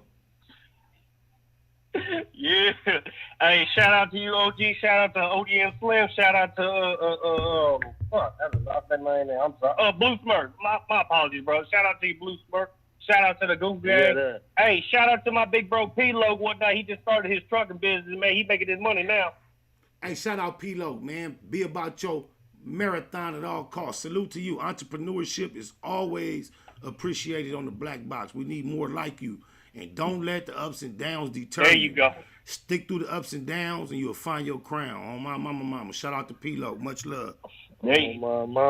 There you going on that. Jeter. I'll holler at y'all. Jeter. Appreciate you. 570 area code. I had to mute. I figured out where the background noise was coming. That's ODM Slim. He must be in traffic, so his windows is loud. That nigga stay on one. Yeah, we gonna see if he rolled his windows up. If not, we just gonna keep him muted until it's time for him to tap in and talk. Oh, he in the mountains. You in the mountains, so if you can't roll up your windows, we gonna let you go. But if you can roll the windows up, I'm gonna tap you back in just so you can speak whenever you feel like it. I told y'all Cub was in the hills. He went from the hood to the hills. I love it. 570, it's on you though. The floor is yours, and then 613-805-812-613. It'll be on you. On my mama. Or is that 513? Yeah, it's 513. You last. But go ahead, 570. What's good, SPI? Oh, man, I'm blessed. Nitty. What's up, Nitty? It's shitty in the city, but we still keep it gritty. If she don't give up then we don't suck the... All right. I'm just saying. Ain't not But I cleared that issue up too about the copyright strike. Nah. Okay, Nate Nitty, that starred on our last I Don't Wanna Wait live in the Black Box. I gotta appreciate the independent hustler, the grind, cause I look in my DM, I get a DM that say it's the same price for a review of a record. I'm like, damn, thinking to myself, like, what price did I tell? Cause I had to scroll up. 2020, a nigga asked me how much to review a record. I told him a humble price. He showed me something. He like, all right, I'm gonna holler at you, OG. So here it is, 2022, mid-year. He hit me, is it the same price? So I had to scroll up. Look, I'm like, he don't know this. I had to look and see what the price was. I'm like, all right, scroll back down. I'm like, yep. He like, what's the Cash App? I'm sending it now. So he sent the Cash App. I'm like, I give him my email, send me the record. He sent me the record, some cover art. We covered it. I did it to promote him because I appreciated his energy. Whether I disliked the music or not, y'all would have never known. So I was doing it just because I was proud of him. I appreciated his energy and all that. And I wanted to help promote the independent spirit. And as I played the music, I heard it once in my headphones real quick, my AirPod for a quick moment. And it was like, okay. I'm like, that beat hitting. But so I played it in front of y'all and really heard it for the first time. And y'all can see, if you go back to the last episode of the Black Box, I appreciate the record real time in front of y'all. And didn't know he was going to call in right now. However, once the episode was over, I got a copyright strike in regards to the music that we played that he submitted. So what I did, I took a screenshot of the email that YouTube sent me. I sent it to him and I told him, I say, hey, record this segment because of the copyright strike, I'm going to have to mute your music in order to monetize the video. And he was like, okay, I'm recording it now, but I'm also going to approach the producer and get the exclusive rights to the beat because I only leased it. I'm buying it right now. I'll send you the lease, and therefore you can tell YouTube you have the right to play it. Which, okay, could not happen, could not work. So I told him, I'm like, check it out then. If you're going to do that, I'll wait and let me know. He expediently got on the issue, sent me the issue, so I was able to dispute the copyright claim. They cleared the motherfucking record for me. I did not have to mute or delete his content. He called in right now. We finna let him have the floor in a minute, but just because I appreciate his grind, the whole process of what happened, we gonna do this for him one time. This my nigga Nate Liddy. He don't wanna wait, and he chasing it. I salute to a nigga who ain't waiting on it. On my mama.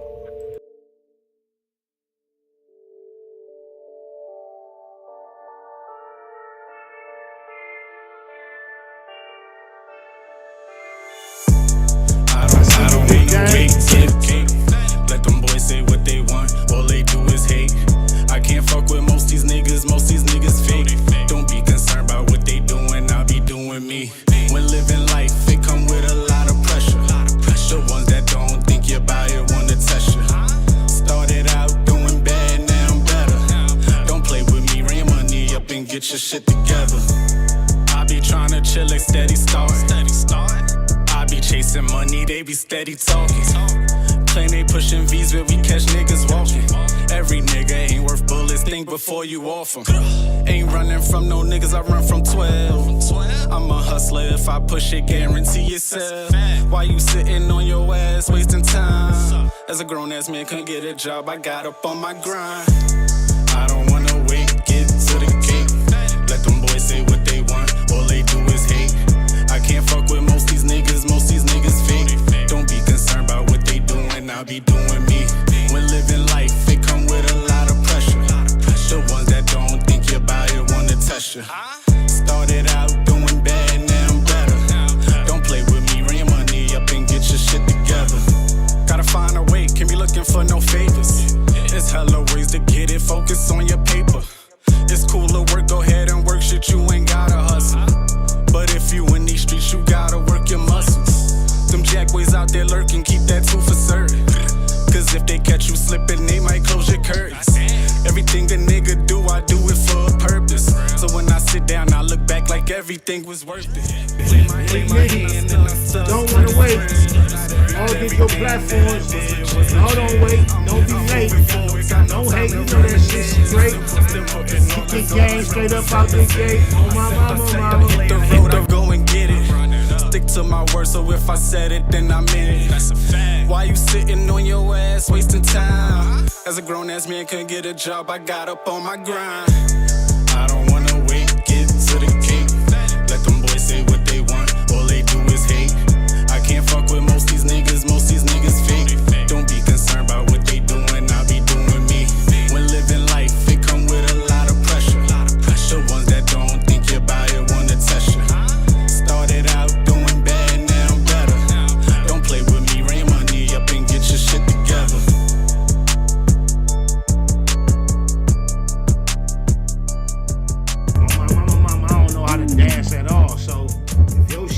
you want to hit, like, I play plenty of my music on here and don't do no dancing, because even when I made the music, my mind frame was never thinking about dancing.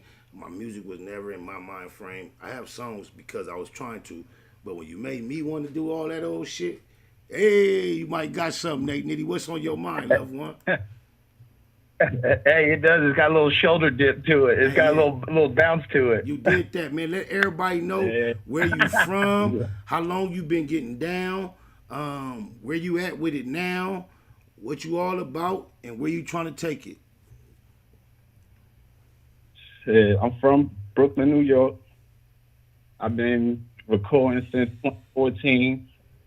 Currently in Scranton, PA now, and the regular working man doing what I got to do on my music on the side. Salute. You know what I mean? You said I'm low? No, I said salute. I can. Salutations. That's it, though. I'm just trying to take care of the family. That's it. So you said you've been rhyming since you was 14. I have no idea how old you are. No.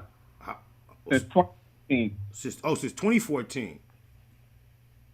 Oh, so yeah, you I'm about 32 now. 8 years. So you since 24.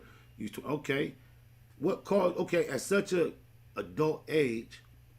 Because it's kind of hard for me to relate because I started rhyming in like elementary school. So at such an adult age, what was it about life and rhyming that caused you to take it serious at that point in life?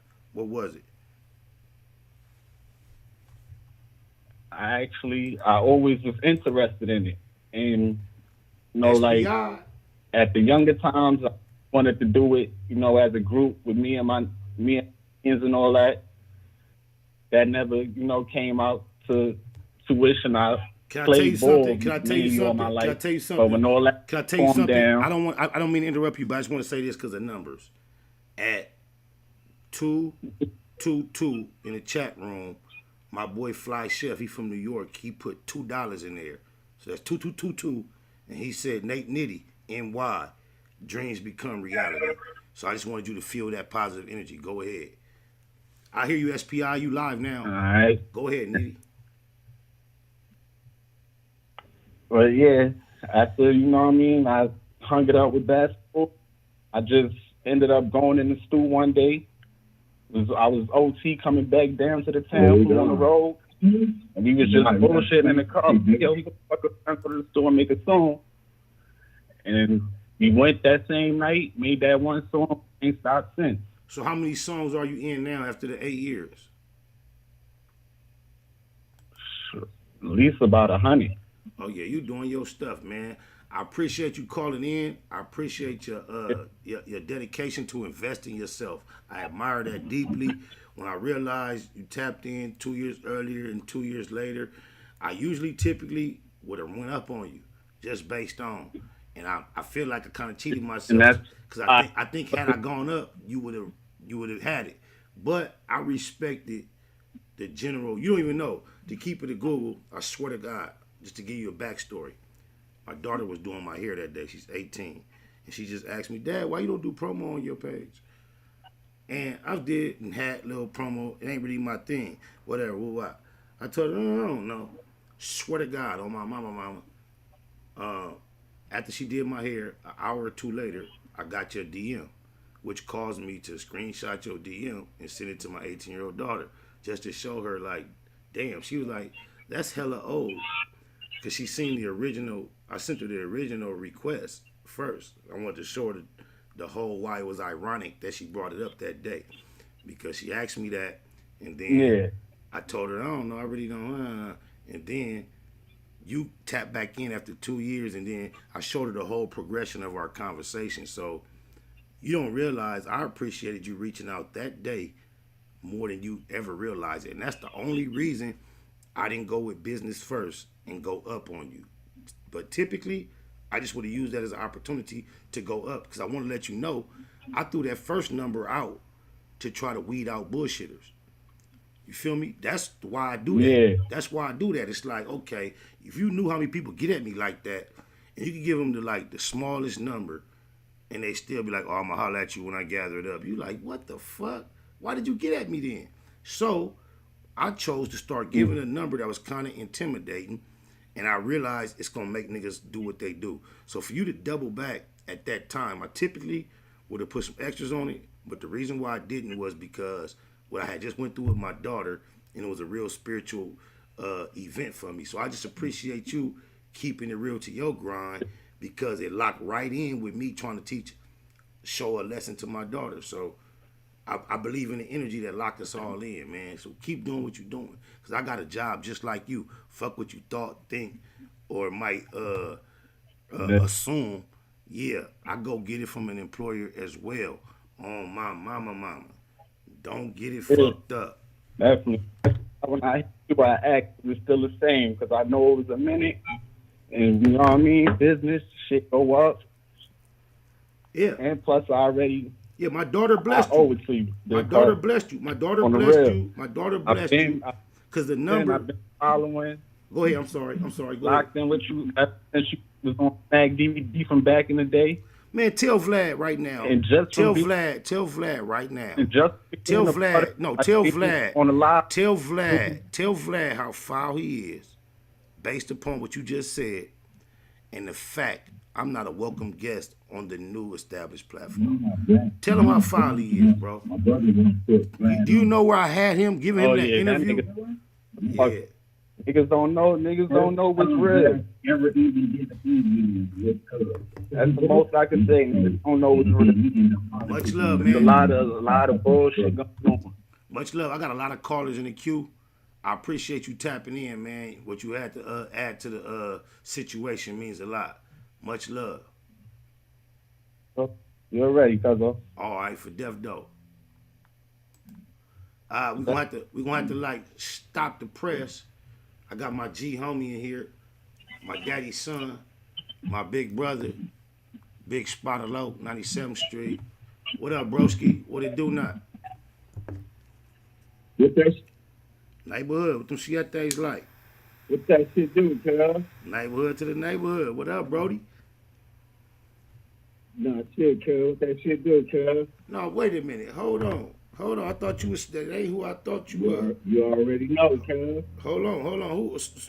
Hey, I want to. I fucked up. Hold on. Now, hold on, 602. Hold on, 602. My bad. SPI. Cuz you done had a 602 number so long, I'm thinking the homie that's from the 602 was you.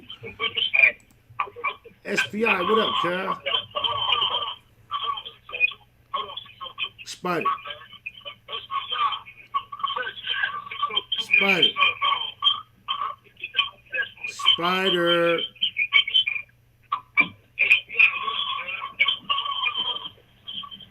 That's I don't know what's going on. SPI. Let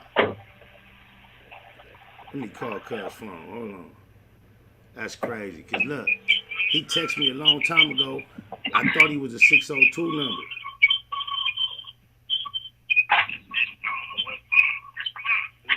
Hey, Cuz, I answered your call on the shits.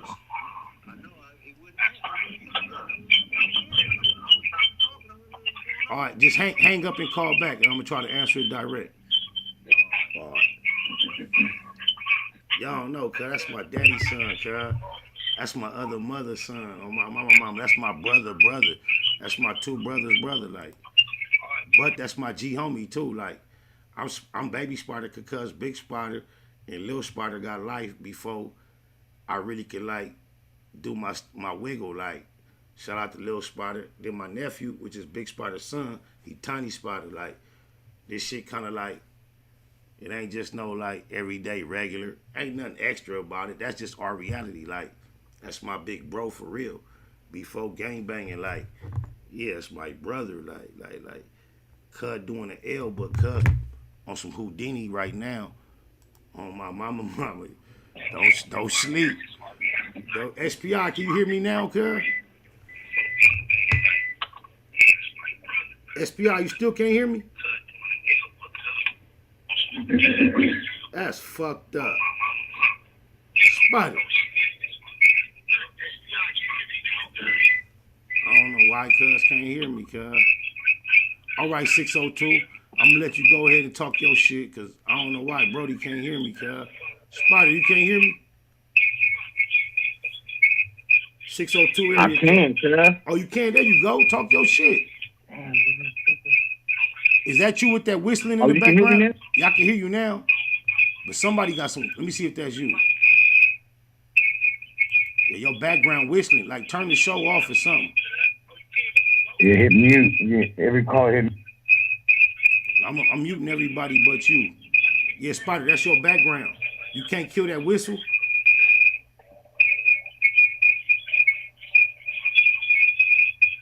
He on some delay shit, y'all.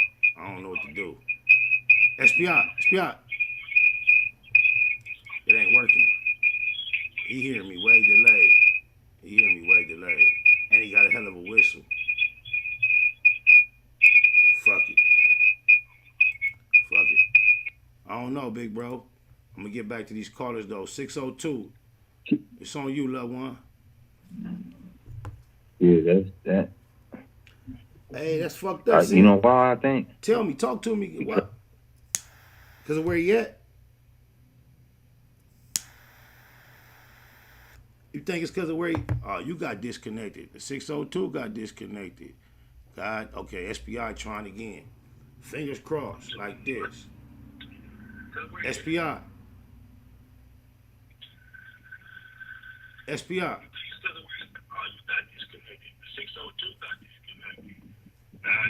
That's only your phone. Everybody else is live on the line, SPI.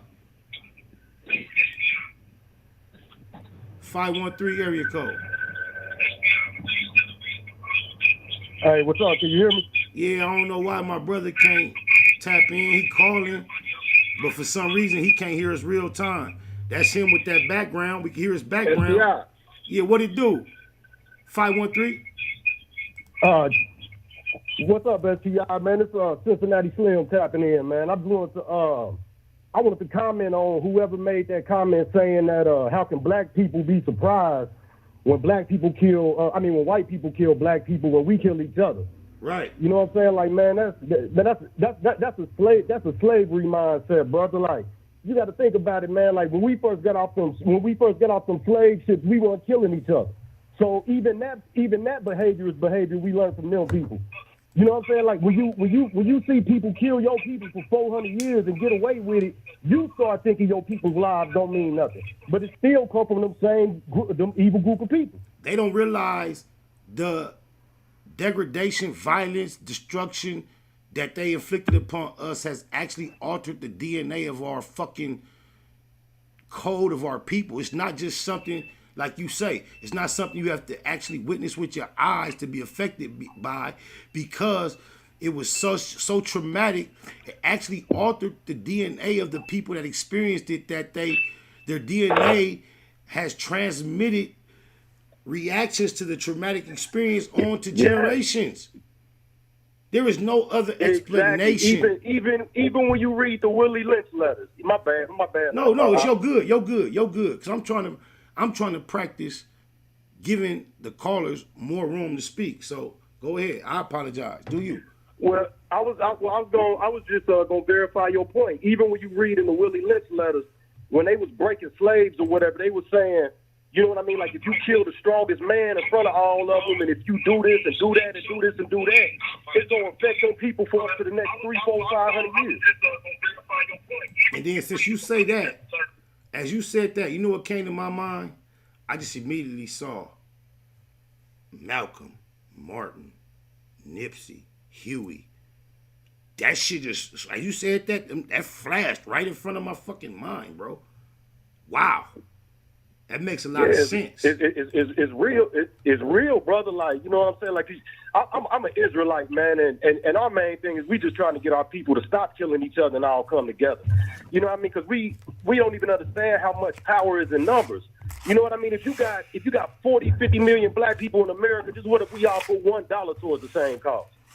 Bro, as an educated, studied, intellectual, thoughtful individual, what is your perspective on why is that such a difficult reality for us to arrive at and accomplish when it's such simply stated It makes so much sense. Once again, you go back to Woody Lynch, and everything we spoke of is the only reason to explain this disconnect from our reality to our potential prosperity.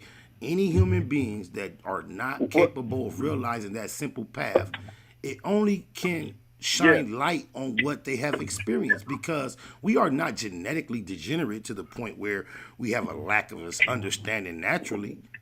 It is a result of the trauma that was inflicted upon us, why there is not a collective, cohesive, conscious movement to realize that goal that you just stated. Right, and it's really because we a tree without no roots. You know what I'm saying? When they chopped us off from our roots, you got to think like it was punishable by death if we knew how to read and write. So basically, I don't have my car. So basically, who was teaching us everything? We had to relearn everything from our damn slave master. Okay. And they ain't gonna tell you the truth that you stronger than them, that you smarter than them, that you really come from kings and queens. They ain't gonna tell you that. Yeah. And that's something I've been learning. If you ask any black person in history, all they gonna give you is the last 400 years. They can't tell you nothing before Martin Luther King and Harriet Tubman and all that. You know what I mean? I am non-religious. You can't even. If you ask a black person what language did we speak when we got off the boats, they can't tell you that. You know what I realized? One of our main disadvantages in this modern society is our only language is the language of our oppressors. If you know how offended we feel. Exactly. That's one of the biggest downfalls. When we in the nail shops and the Asians revert to their native language, you know how outside and offended we feel. When we at the mechanic shops and the Hispanics revert to their native language, how disadvantaged you feel. That was something that was taken from us strategically in order to render us this non-effective in these days. I agree. I think. Oh boy, wow. Go ahead. Oh, go ahead. I want you to finish. You going in? No, my thoughts are fluid on the idea, and a lot of times, as soon as I get it, I lose it. What I want to do right now is try and see if my brother has cleared his line. Let's see one more try. Okay. Spot low. SPI. Spotted. Your background quiet now, cuz I guess. What up, dog? Who that? That's Dion? What's up, brother? Who that, Slim? Yeah, what's up, man? Hey, I've been on the line listening. Hey, you throwing me off, bro, because SPI been trying to call in, and his number is a 213 number, but his number is 435. Call back, Spider. Yeah. Okay, what it do? Hey, it's the same shit, y'all. This ain't my daddy's son, but this my daddy's sister's son. Same shit. What up? It's my big Relly. What it do, Slim? I finally bumped into you out there, man. And then, look, as soon as I see you, I see you 2 times in a row in the same week. What that shit do? Black Swan Trucking. If you need something moved, if you need to get it from point A to point B and it weigh a whole lot of pounds, tap into Black Swan Trucking. He can get it there for you. What up, D Slim? Get it there for you. What's up, man? I ain't doing nothing, man. I'm out here in AZ right now. Okay. Kiss everybody that I love out there. Your mama, your sister, my daddy, and all them. Oh, yeah, for sure. On God. Yeah, for sure. I got you, man. I was just tapping in, man, listening to y'all. I just got to the gym. I'm at the gym trying to get in a little bit. That's all. Hey, when you coming back this way? Yeah, hey. I come back tomorrow. Okay. Yeah, I'll come back tomorrow. Yeah, hey, tell the youngster, Nitty, man, that beat was popping, man. He had me in there kind of moving and grooving, you know what I'm saying? Hey, I'm pretty sure Nitty's still listening. It was cool, man. He ain't on the line no more. I'm pretty sure Nitty's still listening, so, hey, lock that in, Nitty. And just so you know, Nitty, you know me, you looking at me as Spotted Low, the crib. That's somebody that represents the whole opposite side of that spectrum. And he's slightly older than me, and he's a business owner and entrepreneur. He's a entrepreneur in the real estate field. He owns multiple properties. He also has a resume and a reputation of being an authentic street nigga from a very reputable section of Los Angeles and having a cold hustle hand since junior high school. Somebody I've always looked up to, and aspire to be similar to, like, and in business with. It's my big cousin. So proud of him. So for the fact that he telling you that, he ain't even no nigga that talk. So for him to tell you that, he really fucked with what he heard. So lock that in, Nitty. Keep your grind up. On my mama. Yeah, the beat. Yeah, the beat was real. You know, it was entertaining. Had me. I'm putting on my little shoes and my little sweats. Had me in there, dipping and bopping. I'm like, okay. And you see it had me swinging. And you know I don't even swing. I got like 3 left feet. Cause I still was swinging, Slim. Yeah, you sure know. Listen to this nigga. No parking unless you pay. Hey, D Slim, my boy Eastside Herb, he on the line. Look. You know he from 97th Street. What's up, young Herb? You know what I'm saying? Young millionaire. What's up? I can't call it. Hey, salute, Black Swan, man. Salute, man. I see you trucking, man. Keep on trucking, man. That's right. Hey, guess what, Slim? Hey, look, Slim. Hey, look, Slim. Hey, Slim. He got it. Hey, look, Slim. Likewise. Hey, Slim. Look, he got it right now, right? Hey, look, Slim. He got it right. He got it right now. And the box truck is like, he pushing, push him over the cliff, Slim. Tell him to go grab that thing. Oh yeah. Yeah, the box truck is cool, man. Because I'm thinking about getting one too. I'm kind of like stuck in the middle. But I'm gonna make a decision. It's gonna either be the box truck or I'm gonna give me another tractor trailer like what I got. But I'm really feeling the box truck, man, because I think it'd be easier to get a driver. You know what I'm saying? Now look, you already got a driver. Look, you got a driver. Hey, look, you got your one driver already. Puto already ready. You got your number one driver already. If you get the box driver, look, Slim. If you get the box truck, I got half on it. And look, we got a number one driver. Puto gonna stay in that motherfucker. I swear to God. And all we need is somebody to relieve him. So we got the number one driver. You saying? Look, Slim, we finally figured it out. Look. I just told the world, nigga, I've been dying all my life to be in business with you on some kind of level. Look, I got half on the truck. You got the corporate side to get it all in motion. I got half on it, and then let's do that. We can start us one of them, the box truck, and we got our number one. Puto gonna live in that motherfucker. All we gotta do is have somebody to be able to be on deck to relieve him. But Puto will be the primary driver, cuz. I'm ready. Okay, well look, man, I'm ready. Look, we gonna have to sit down, man. You know what I'm saying? We can hook up this weekend if you got time. You know what I'm saying? I'm gonna make time. We gonna sit down and chop it up, because really the business side of it is what we really need to talk about, like for paperwork and all that. You know what I'm saying? Let's do it. And you know what I'm saying? That's really it. The trucking company. $30 That's ridiculous. Hey, who was that in the background? That's Herb talking. I said I got the trucking company, the E-World Enterprise. So we made a few little steps towards the bigger goal. You know, Cat just been looking at them trucks. They want like 60, 70 right now.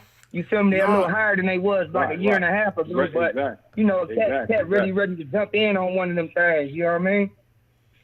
Hey, so you want to get a box truck too? Yeah, that's the whole movement. And once we get free, that's the fleet. But you know, that's when we get to pick up them contracts. But even in order to get started, a purchase is not necessary. They got them for like lease and rent, like to where just to get the routes running, you ain't necessarily got to buy the truck. But go ahead, y'all could politic, break bread. What I was gonna say is, my homeboy, he be messing with the auctions. He just showed me, if I could send y'all the picture. He just showed me one that he seen at the auction, and they only want like 20 something for it. It's the international though. I think it was a 2015. I think it was a 16, 15 or 16 with 200,000 miles on it. They only want 20 something, and I was like, damn, that's good, you know. But the only thing is, I really don't know too much about auctions, but he do. You know what I'm saying? So that's something that could work in his favor. I don't know, Herb, if you mess with the auctions too, dealing with the, like if you got your own little, what's called like dealership license and all that. No, he don't. But what Herb is interested in the cheapest way to get there, as long as we not shooting ourselves in the foot. So if the auction is the most frugal way to get there, that's what. But that's if you. but that's if you're familiar with them because you know how the auction Yeah, because game it could be is, shit wrong with they don't let it. you Could be drive. shit wrong with it. Look, 200,000, Yeah. 200,000, 200,000 miles at third of market price. There's gonna be something wrong with it. You're setting yourself up for a headache that we can avoid, bro.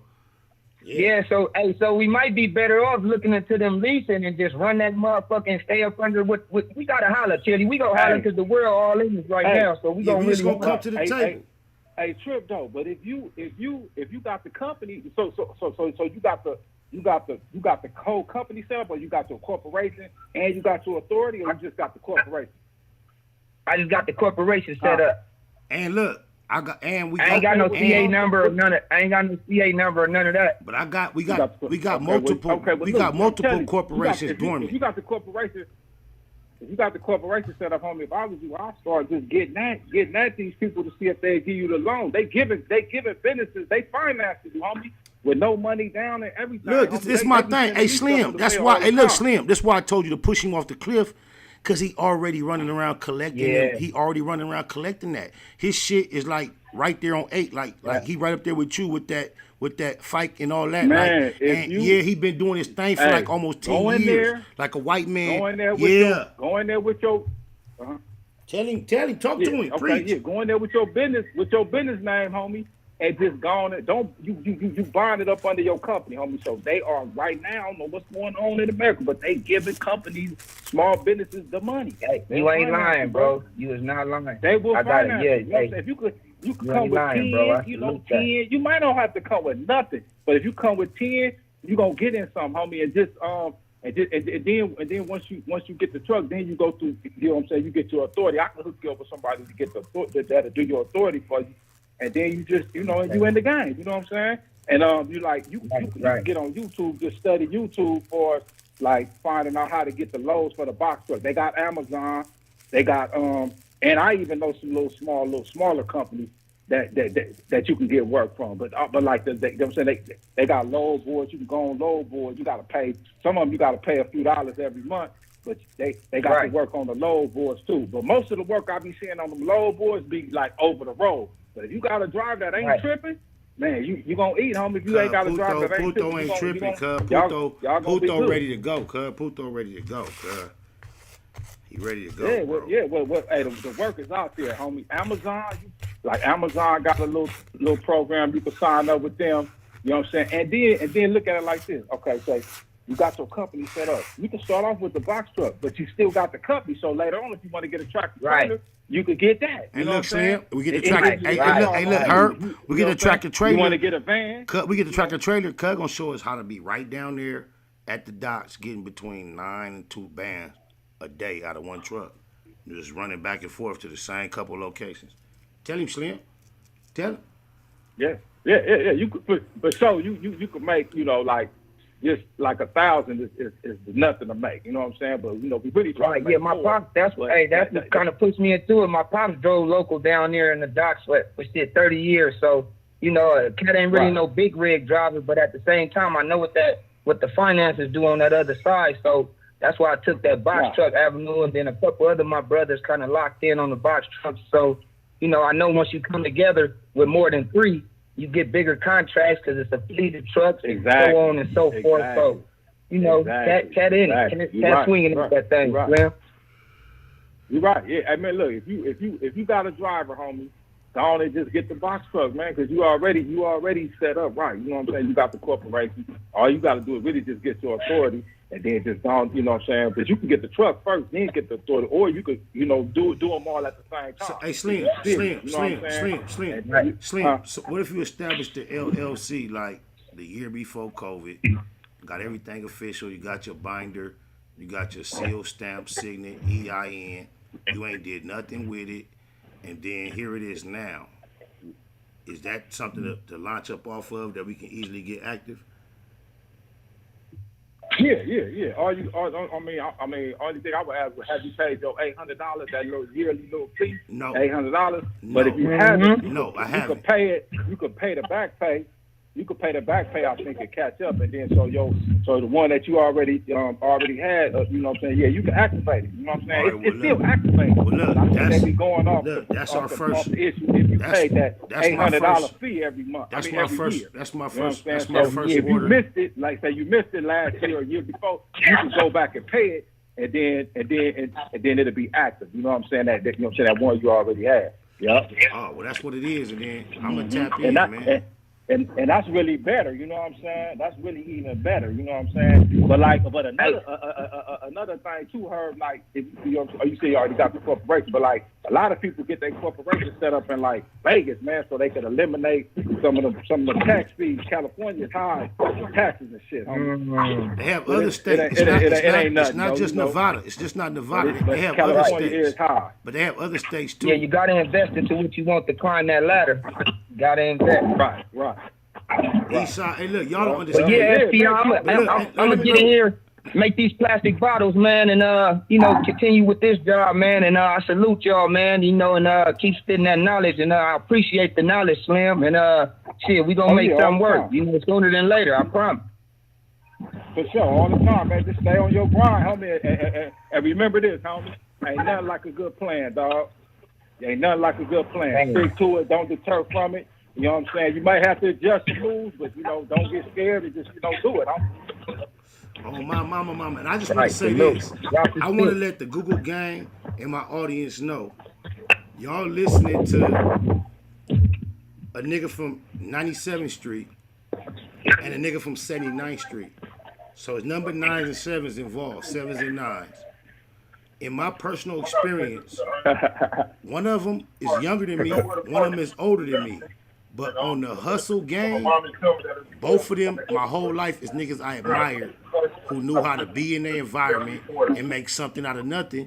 And both of them are individuals who I introduced to one another, but on their separate experiences and journeys have transformed from that street master of making it happen into the corporate, or should I say, legal world. And they still masters of their situation and making it happen. One older, one younger, one from 9-7, one from 7-9, but they the exact same personality when it comes.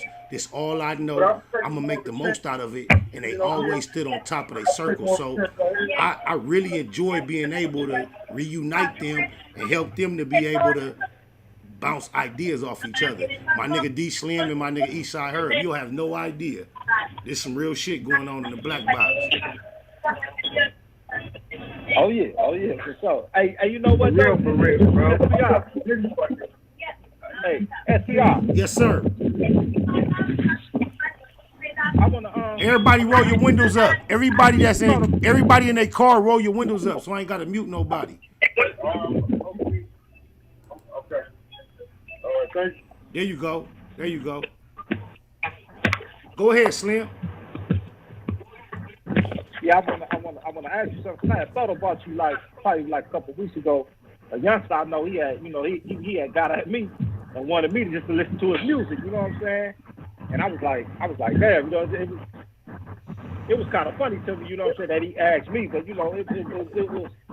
it made me think about you. And I was just wondering, like, are you into like artist development and trying to help, youngsters, develop their craft and, you know what I'm saying, get a little knowledge about what they're what they're getting themselves into, even messing with the music game, you know what I'm saying? Great question, because me and Because Eastside. I wanted to call you, you know what I'm saying, but because I don't know 90 you know what I'm seconds. saying? But I can just give him some positive, This my thing. but, This my thing. Honestly, I don't This really my know thing. nothing about If you didn't call me, it lends me to think that you wasn't that impressed, because you know me and we done lived together for 2 years, like. So you know everything. You knew me. You know Lil Narky. I remember you with your bomber jacket and your boombox going to the studio before I ever went to a studio. So you know what kind of music I like. You know what kind of music you like. 60 seconds. You know what kind of music the world like. So, and you know how close we are. We just buried our favorite, one of our both favorite uncle, like together. We was just this year. So we know, like, so the fact that you didn't like make me hear the music gives me an indication of the quality. However, that's a great question, because you came on giving props to Nate Nitty. And the only reason I'm familiar with Nate Nitty is because he's an up-and-coming artist that approached me in my DM.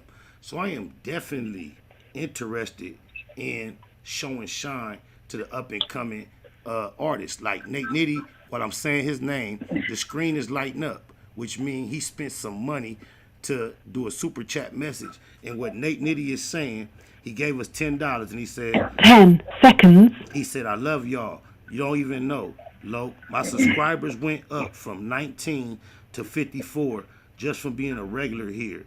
And in the comments over the last few years, Google gang. So you came in giving Nate Nitty his props for his beat. As you asked me that question, he paid $10 to let you know his subscribers almost tripled as a result of being featured on the show. So I'm definitely into that. As a businessman, one of the primary issues I encounter is people monetize their music. So once I play it on my channel, I would get a copyright that would cause my whole episode to be demonetized. So I would have to either mute their music or cut their segment out. So I would tell the artist, I'll do it live, but if I get a copyright strike, then I'll have to eliminate your portion.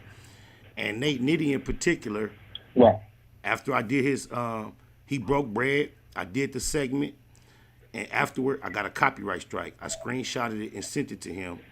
Instead of him, I told him that my only recourse was to mute his music. He accepted that. He said, okay, I'm gonna record the segment right now for my own archives. But instead of him letting it stop right there, he did something you would have did, or any type of sharp, savvy businessman.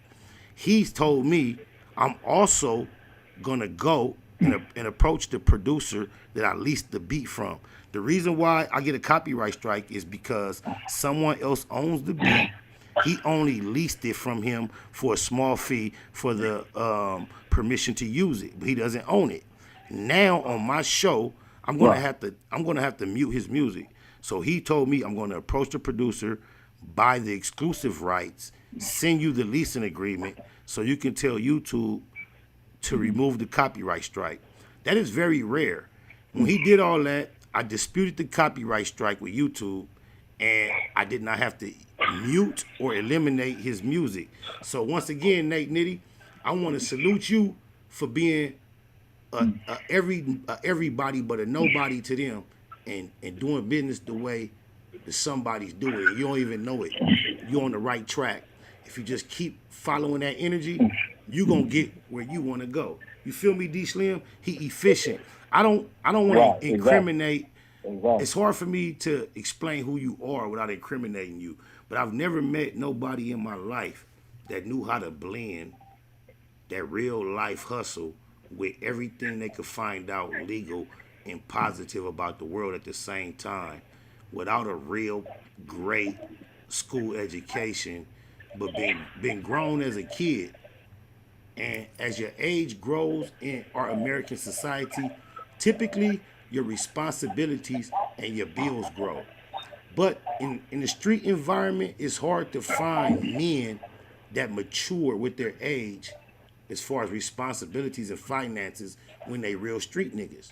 This nigga on the phone right here, I don't even know if he graduated high school, but when it comes to being a grown man before you were supposed to, figuring out how to get it, and then graduating all the way through life, multiple grown children, multiple properties, owning your own company, having your hand in this, that, and the other, cause I don't know nothing to do but to give my motherfucking cousin, my big cousin, my relative his roses, because y'all don't know this Baymax shit, even though this ain't his movement, my motherfucking motivation to be about it at all costs highly comes from him. It's one of the only niggas I know on my mama, no matter what I'm going through, we ain't gotta be talking every day, all day. I ain't gotta talk to him in a few months, a few years. If I reach out, hey, really, I need 500. Hey, really, I need a band. I need 1,500. He don't ask no questions. He get it to me, but he love me this much. Once I get the money, that's when he start asking questions.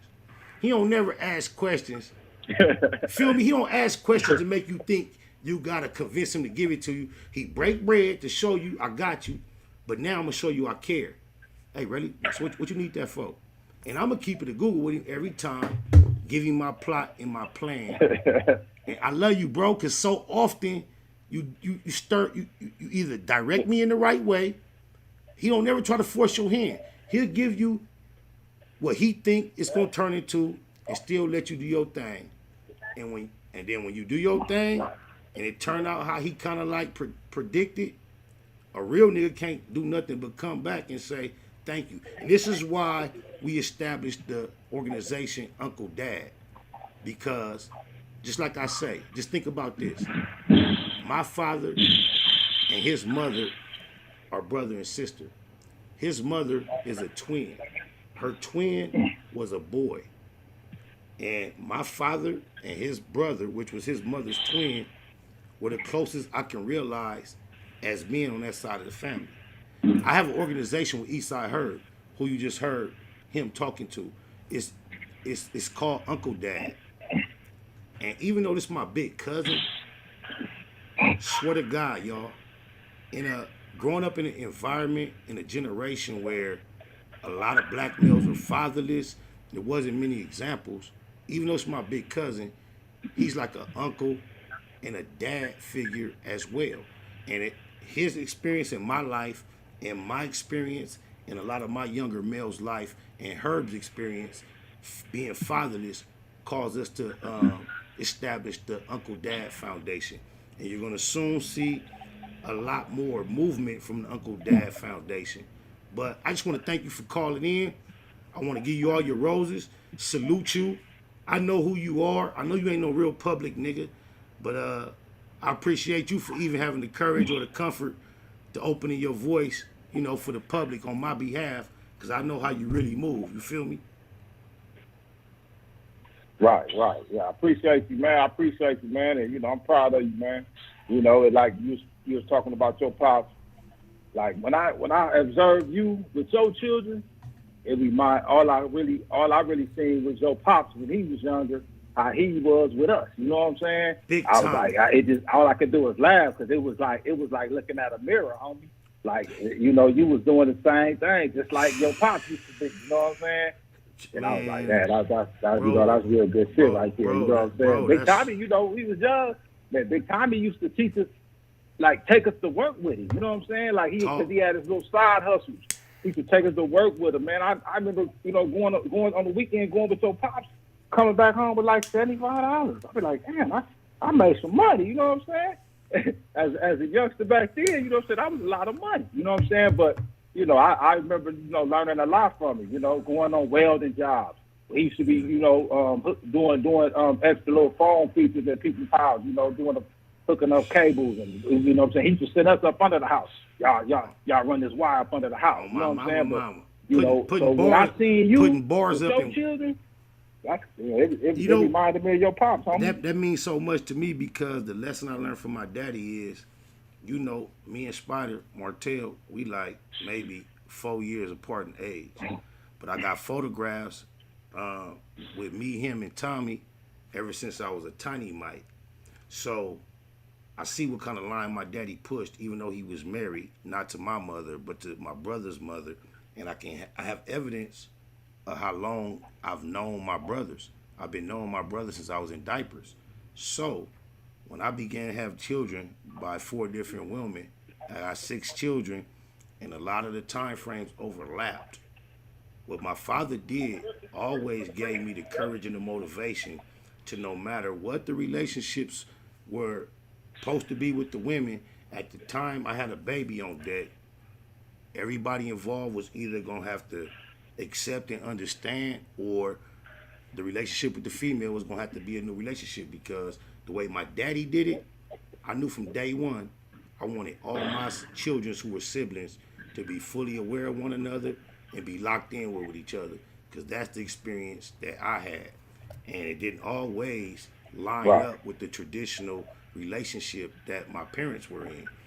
And regardless of what that was, my parents made sure that me being a child was the most prioritized thing. So the fact that you observed that, you ain't off, because I was trying my hardest to copy how my daddy did for me. So I'm glad you see that. And I also want to point out, as he and I buried our uncle, which is my father, his mother's twin brother, and my father's little brother last month, as we went to the motherfucking funeral, I followed him from the cemetery to the at repast.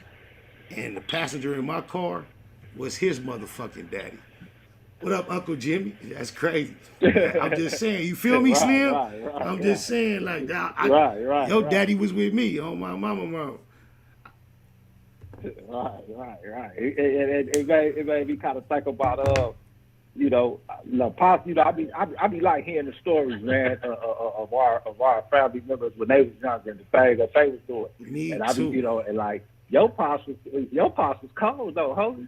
Yo, Big Tommy wasn't no joke. I think you pushing me. The hamburger stand. I think you pushing me into this. I think you pushing me into this story right here, bro. I think you want me to tell this story. Hey, trick about this though. Hey, trick about this though. Like I knew, like, my mama had uncles. I mean, she had brothers, and I knew they was respected. You know what I'm saying? Like, me growing up on the east side, I knew they was respected. Like, one time I was playing football in the street with some older cats. So one of them had hit me, right? Hit me and knocked me on the ground. So another dude, he came and he picked me up and was dusting me off and was, you all right? You all right?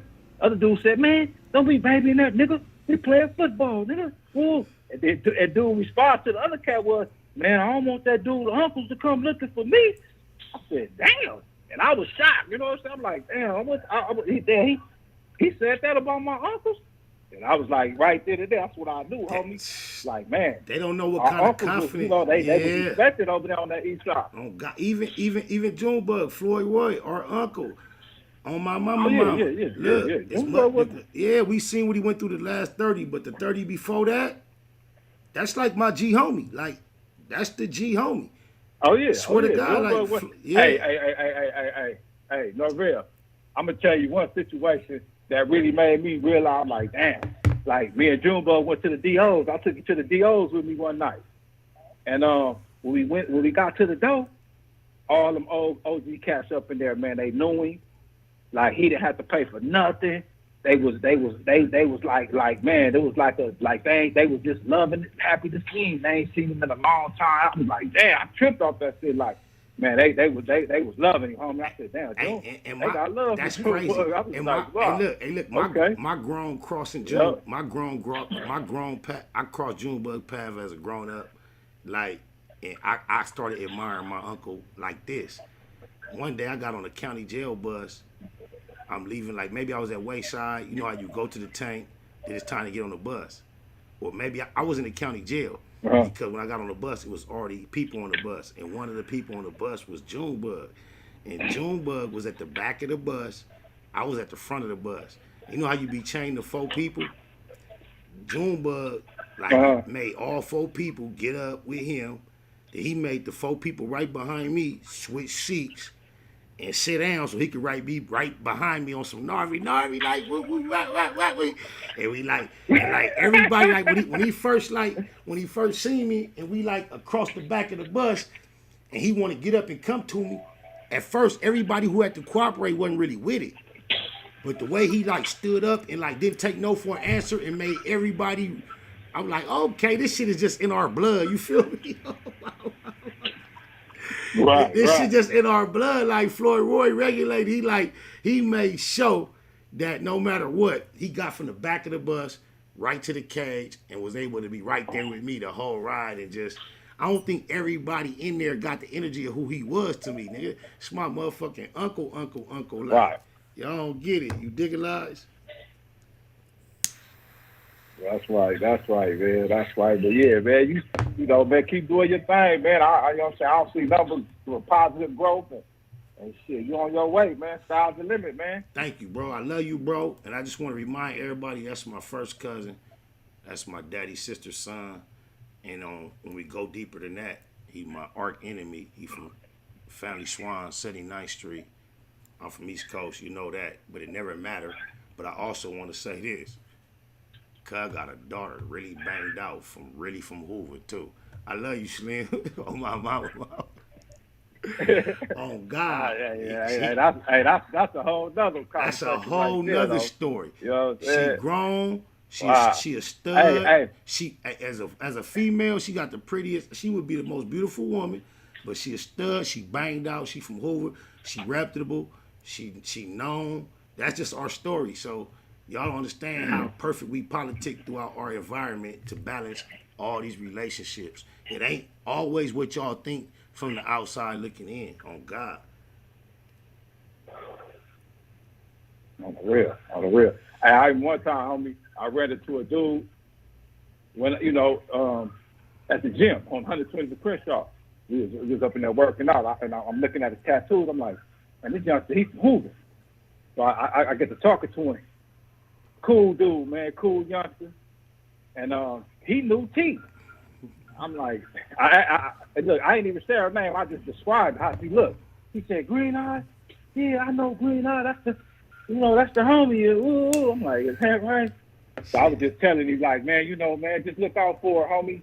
You see her out there in the streets, man, ooh. That's what it's about. He was like, man, she down. Like, it's in our blood. It's in our blood. It kind of fucked me up a little bit. I got to upload my record, What If, again, because What If is a song. I got 3 verses. And in one verse, I'm like, what if I was born white instead of black? What if Eve didn't never bite the apple? And the third verse, or one of the 3 verses is, what if my daddy would have lived in Bloodhood? Who would I have been? And I went to describe who I've been. I've been under that understanding so long in my journey based on relationships with niggas like Slim and other. I got cousins from Miller Gangster, from West. It's deep, from the Brims. So that's never been hard to figure out. But I'm going to put What If up because this is the reality of what really go on out here. Just think about it. This is my first cousin, my brother, one of my very best friends. His daughter, I've known her since she was in her mama's stomach. She really from Hoover. She got a habit for being on social media. For every time she say something, she got a diss hood. You know how motherfuckers, every word you write, when you find something that represents your enemy, you put the K. That was her habit. But we are family. We got a whole big circle. I didn't have to get at his daughter on social media like, cuz, you got family, whoop, wop, wop, wop. And she corrected. This is my little baby cousin. But this shit crazy, cuz. This shit way deeper, bigger than y'all think it be, even with the people that really matter. And I want y'all to know this too. I'm going to say this. My cousin, he ain't with all the controversy, right? I just want to say this, though. I've often presented myself as an expert on the climate of Pacoima, California. My cousin, being a native Los Angeles reputable Damu, had an opportunity in his teenage years to also put his feet down and be very familiar with the Pacoima Piru. To what I would say, if you're from between 35 and 60, and from Pacoima Piru, it's almost impossible you don't know who D Slim from Swan is. And I don't know extra rah-rah shit. That's just how much he politicked based on going to high school out there a year or two, and he just started fucking around.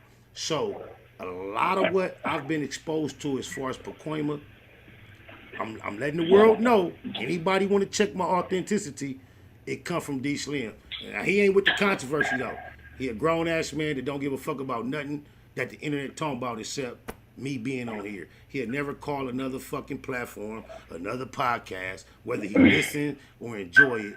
He on here because we family. But my education on my environment in a certain portion highly come from my motherfucking rep. DS, what it do? DS and BS, D Slim and Baby Spider. What's up? You already know. That's right, all the time, man, all the time. Yeah, I done stretched my time out, man. I got.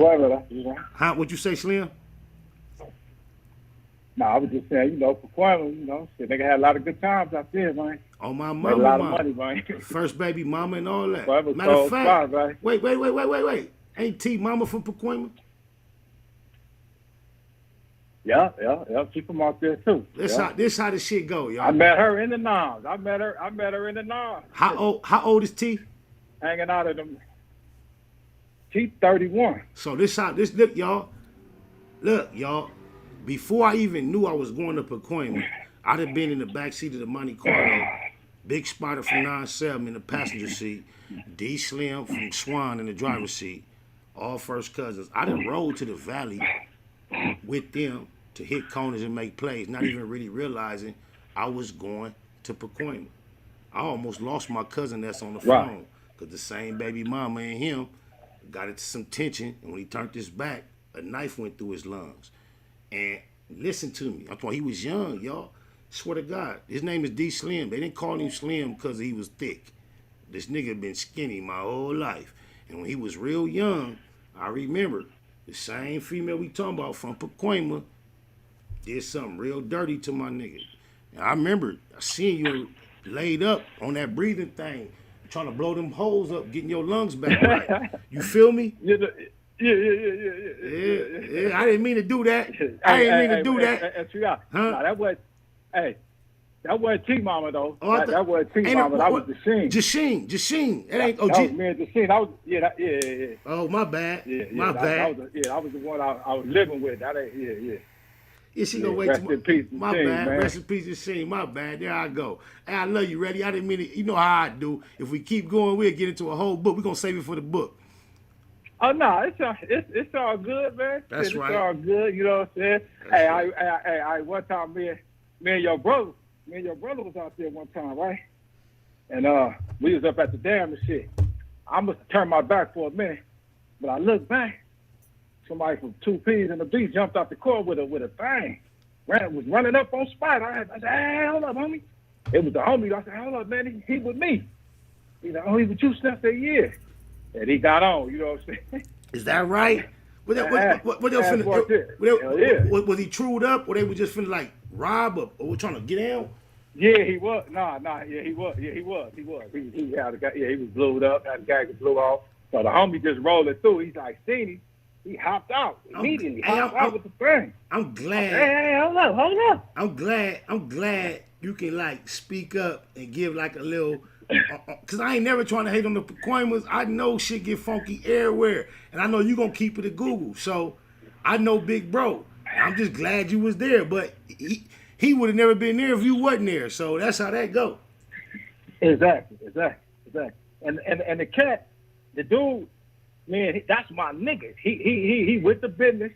Me and him done been in situations before. I mean, like he one of them niggas that Slim, let's go to LA for the weekend. Come on, you ain't saying nothing. Let's go. And you know, see y'all see that. You see that. This a nigga from the East Side, South Central. His neighborhood used to be classified Watts too. It's where he from. That's where he from. But he also extremely familiar with the Pacoima environment. But just even in his normal conversation, he gonna go from his section. Let's go to the valley. When he with his niggas from the valley, it's like, hey, let's go to LA. That's a small journey. It's a trip. Oh yeah. It ain't the same, y'all. It's you might can go out there and find yourself caught up in some of the same shit. But you gotta take a trip. You gotta take a trip to get to their part of the shit to get from ours. It's a trip. Tell them, Slim, the difference. Right. Oh yeah. You ain't gotta hate on nobody. Like when back in the day, we used to go back and forth on the freeway from Pacoima to LA like twice a day. Hit that 2 off the 210, hit that 2, and be in LA in 20 minutes without no traffic. Look. You know what I'm saying? That's a nigga that really move around. That's telling you that who made the trip a million times. All right, take your mind out of your mind and think about the average nigga where we from. How far do that shit really seem to them though? Oh well. Keep it at Google. Yeah, about like an hour. Yeah, thank you. Like an hour or something. Look, he can't. I don't know why he couldn't tap in on the regular number, but a big SPI, he been listening. He just want to say something. It's not gonna be that loud. Hold on. I don't know why he can't tap in. What it do, bro? Hey, that's D Slim right. Hey, look. I know. I've been hearing everything. What's up, cuz? Hey, you know, hey, can I tell y'all something, cuz? What's up? Hey, my most throwback memory at this moment is D Slim wasn't there. But he was already going to Drew. And Drew was a junior high school, y'all. So I just wanted to know that he was going to Drew, and he from Swan. I remember being in my house with my daddy and my other mother and my brother. He had got kicked out of the school he was in, and it was time for them to try to figure out what school he gonna go to next. And then he wanted to go to Drew so bad because you went there. And then I remember them saying, okay, Drew gonna be the choice. And you know what this nigga next question was to my mama and my daddy? If Dion get into a fight, can I jump in? on God. And the answer was, you better jump in on my mama. Hey, look. Guess who I was going to Drew with, though? My first year. Ooh. Me and Thumper was going to Drew together. Yeah. Wow. Yeah. Me and Thumper, that was my partner, man. When he say Thumper, y'all, that's one of my G homies he been sentenced to life, did the whole life and some extra, and he back out here on the streets. He don't do no gang banging. Hey, no me and Thumper got chased home. We should be getting chased home from Drew. We got we walked past Avalon Gores. We got chased home. We ran into the factories across the street. We had to call Edna to come pick us up. Rest in peace, Auntie Edna. Outside waiting for us, man. Hey, y'all didn't chase people too, though. Hey, Slim, Slim used to act like everybody else did the chasing, nigga. You did some chasing too, nigga. Yeah, Slim, you got active too. You got active too. Like when I got about in the 8th of the night. Probably the 8th of the night. Hey, Spider. We was messing around on bad. Hey, you know what? You know what other memorable day I remember in the back of my photograph mine? What? Mama Peach's funeral. Oh my God. That's on you. That's on you if you want to describe it a little bit or tell me to. All right. Mama Peach's funeral. Mama Peach's just happened to be, I told you, my nephew, which is my brother's son, Tiny Spider. He was born and raised on 97th Street. Not because of me and my family. We was born and raised on 99th Street. But his mama happened to be a reputable homegirl born and raised on 97 from a family that's been there since the 70s. And the matriarch, the first mama of their whole family is Mama Peaches. That's the last name of their fucking lineage. So, when I say Mama Peaches' funeral, when Mama Peaches died, even though she wasn't no gangbanger, she was a staple in the neighborhood for everybody. And just so happened, my bloodline mixed with her bloodline. So, you know, my brother and the homies had even a deeper interest and stake in her whole livelihood. She happened to die, natural deaths, old lady. Funeral happened to be in Swan Hood. Long story short, by the time the homies came out the funeral, it was like a fucking entourage waiting, and it turned into fireworks, and everything went crazy, and it was wild, and somebody showed out top of the family limousine with a thing and all that. But the reality of it is, it was really no harm, no foul. But before we could really settle down, we was able to call and tap in and tell Slim, like, hey, you heard about whoop-de-whoop? He like, no, what happened? Call your peoples, and then a few minutes later, he called back. It's the reality of the lifestyle. That's all I'm saying. It's my daddy's son and my daddy's sister's son. And we on the same side of everything, but on the opposite side of the main thing that y'all think is the main thing. And without compromising what we mean to any of that, we ain't never compromised our relationship. It's the bigger story that's going to be told in the long run. That's all I'm saying. Oh yeah. Come on, man. It's nowhere in the world, homie, that I'm going to have a problem with my blood family that I was family with before we even, you know what I'm saying, start messing with this other element. You know what I'm saying? I'm not going to go against mine because of this. And really quiet as kept. I mean, it was a lot of cats that we grew up with. Slim. I'm going to keep it real. If I seen them. I got you, Spider. Go ahead, Slim. Go ahead. No, I'm saying, you know what I'm saying? No, a lot of cats you grew up with, when you see them, go ahead. It catches from the other side, man. I'm not finna, if I run into them, man, I'm not finna go at them as if we was never friends, and I ain't finna do that, homie. You know what I'm saying? Hey, I mean, and it's a gang of times where I done ran into cats, and everything was respectable, and it was all love, homie. Oh, mama. Hey, look. We you know, hey, I just can't do it, man. Go ahead and let SPI speak too. Like, go ahead. Go ahead. And I was just gonna add this, and because of that, a nigga could go down to the Swan Hood and do what he want to do. On God, cuz y'all hear me in my lyrics saying, on my life, I done had a bomb spot in Swan Hood. I don't be saying that to try to like paint no picture that I went out my way to do no extra different, high power weird shit. But just through the years, based on my relationships with D Slim and my cousin Chucky, who also from over there, and moving around and fucking with big SPI and shit happening, natural life that had it to where I had a mobile weed situation. This is the I-90 flip phone Nextel chirp days. I had the mobile weed on me. My cousin Chucky in Swan Hood happened to have a whole nother situation that was like stable. It wasn't mobile. I would go over there, hang with him for a while on a regular basis. He'd see I'm doing something off my phone. He was having traffic that was coming for a whole nother reason, but that would naturally leave his spot and go look for what I was fucking with. It was just a natural idea, like, shit, when I was leaving with my sack, you might as well leave it here. What he had going on was at such a, like, financial level. What I was doing was so little, it wasn't no risk of nobody fucking it over. He was just like, shit, because you done got the homies used to you being here, and when you not here, they come through asking for it, you might as well leave it here.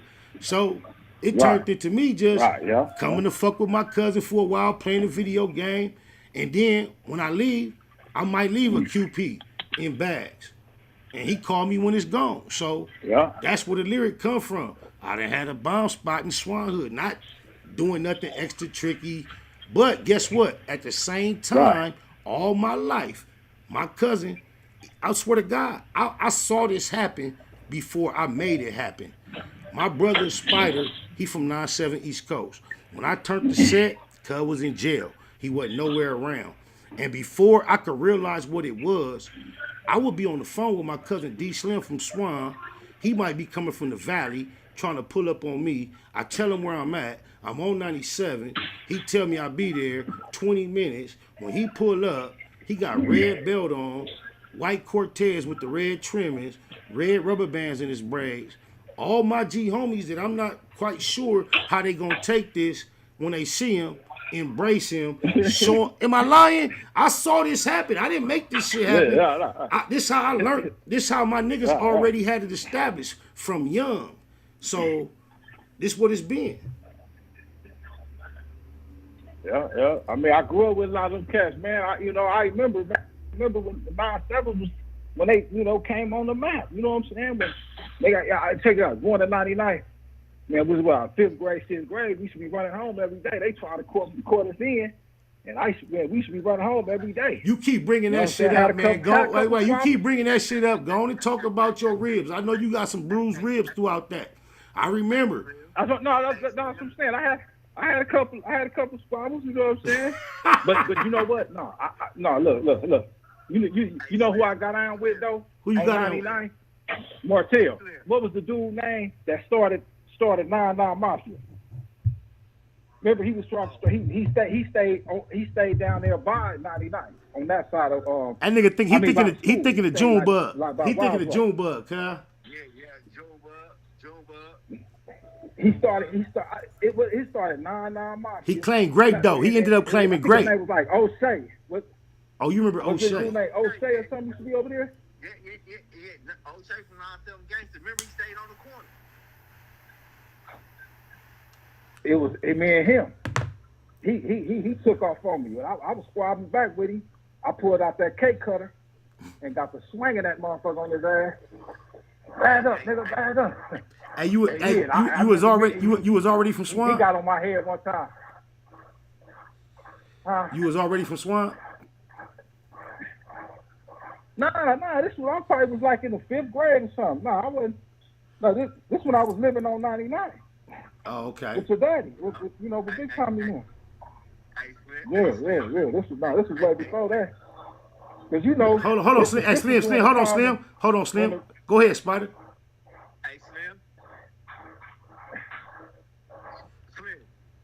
Huh? I can't really hear him. Okay, be quiet. Listen good, because I can't help that. Listen good, Slim. Okay. Remember we was walking to school without all that money in that wallet?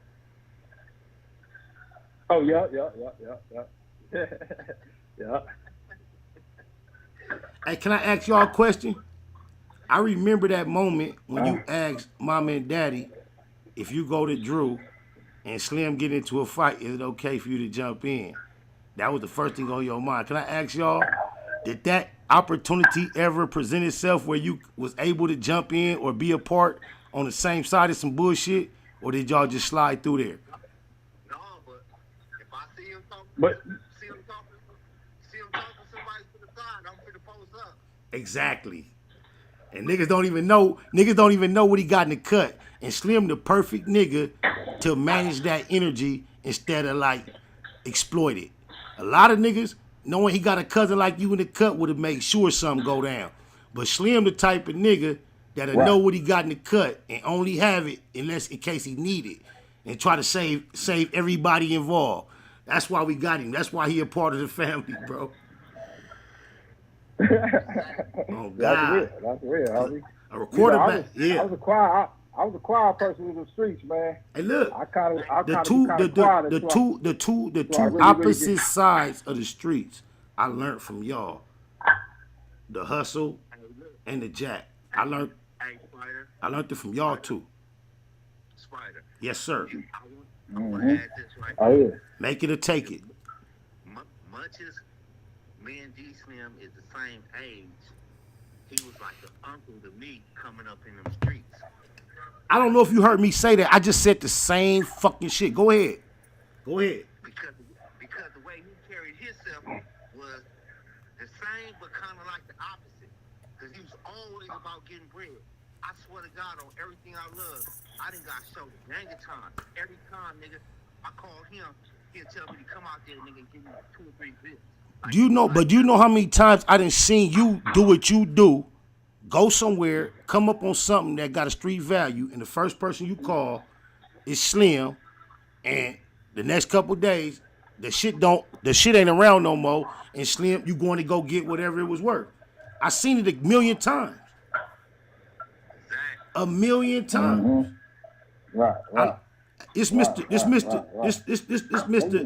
To me, in my life, y'all, this is make it or take it. Either or. Slim taught me that. Yeah, that's it right there. Slim taught me how to make it out of nothing. SPI taught me how to take it when you ain't got nothing. Regardless, it's make it or take it right here. Hey, you know what this nigga doing, Spider? I just figured it out. This nigga over here working out, showing out why you hear him? That's why he's so loud. Yeah. Nah, I was gonna say my earbud's about to go dead, man. All right, much love, Slim, because look, I didn't stretch it out, but look, this is what I'm interested in doing. I want you to meet me somewhere where we can sit down and have a conversation for an hour. I would like to interview you and record it on a whole nother quality level. Hey, Spider. Okay, for sure. Say less. Hey, Spider. Go ahead, SPI. Hey, listen. While you and D Slim is listening right now, y'all talking about investing and trust and all that. Remember, I buy one of them motherfuckers like tomorrow. Oh, hey, look. All right, SPI. I know what you working with. I ain't tried to call you out on it, even though, like I could have tried to pull your coat to put it towards something else. So now that you put yourself in the middle of that, swear to God, I won't even put that much pressure on you. for it to be the first time for everybody, that we can make it a third or a fourth for everybody, and that'll make it easier. I know you got something on it. I'm glad you said that. Good shit. All right. Like D. Slim said earlier, the easiest part is putting it together. That's why, no, that's really the hardest part. That's why you heard me put all that on him. Because I just watched him in the last 10, 15 years start multiple companies, get them off the ground, buy multiple properties, and he managed them. So I'm even with everybody know I'm Narvi, and you would think I'm the guy for that. Nah, he the guy for that. I finally got myself in a position where I got something on it, just like you. What's up, D Slim? It's on you. You know how to do the paperwork, nigga. All right, yeah, we gonna. Hey, look, we gonna sit down and chop it up too, though, man. And however I can help or whatever need me to do for us, y'all pushing the trucking company, just shit, I'm with it. Just let me know. Say less. You know what I'm saying? So we gonna call. And another thing. Go ahead. Hey, see how you could. I was gonna say, man, and see how you could put the other thing together for us to developing young talent, homie. Oh no! Look, All right, look. This is what we gonna do. I'm gonna have an agenda for the meeting, and whether we doing lunch and Spider is on FaceTime or Zoom, we gonna have a meeting, and these are gonna be points of conversation for the meeting. Not only the young talent, but also the trucking and any other thing of positivity we think might make sense for us to pursue. We'll have those, and we're gonna discuss them all at the meeting. Okay. That's how we gonna do it. Okay, what's up? Much love, Slim. That's what's up, man. That's right. Much love, man. Y'all have a good one. Enjoy the rest of y'all day, man. Everybody be safe, and handle y'all business, homie. Likewise. Hey, you too, D. Slim. Love you, nigga. All right. Much love. I love you too, Red. My bad. I didn't mean to cut him off. SPI. You straight though? No, yeah, I'm straight. I heard him. Look, we finna have day room. What you doing later on? I'm going to work at 4. All right. Hey, I'm still online. Yeah, everybody hear you? All right. Hey, look, the homie out of here tomorrow in the morning. Who? Buckeye from 1200. One of us. So he gonna be tapping in with you. Yeah, say less. I love you, bro. Right. I love you too. Hey, tell nephew, I seen him every time. It just wasn't the time. Tell him don't stop calling. Don't get his feelings. No, he not. All right. I talked to him yesterday. Tell him I love him. All right. See ya, thanks. See ya, thanks.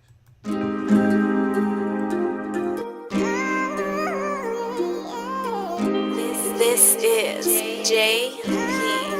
Banks Music.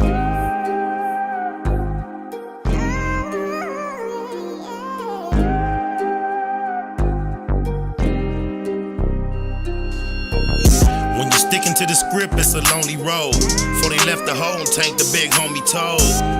He know the way this testimony hold. On that low 4, they gon' politic on him cold. SPI Bank EC for really though. Used to really go, ask my nigga Chili Mo. Had a cold gun game, crazy knuckle up. Bust on enemies with baby double up. Back and forth with the main streets on 98. Q9 cell, me and Lil Johnny Ray. Posted up on Colton with a big ratchet. Way before Lil Wayne threw on that snitch jacket. Walked the yard with Slim Bag, what up Big Drac? Gave them back they L cuz you did that. Love my lokes even if we don't interact. Lil Mont, Baby Psych and Lil Black. EC.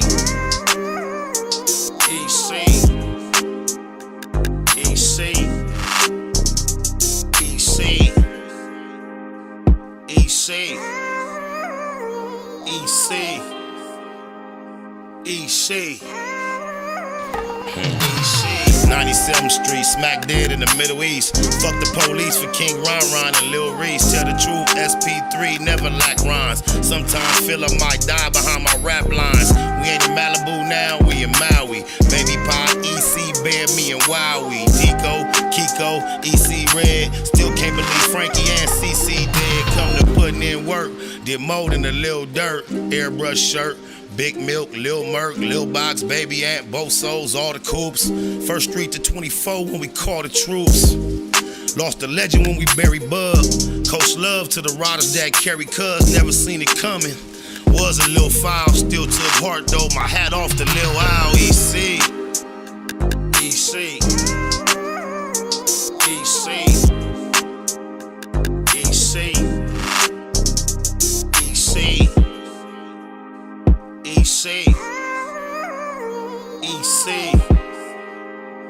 EC.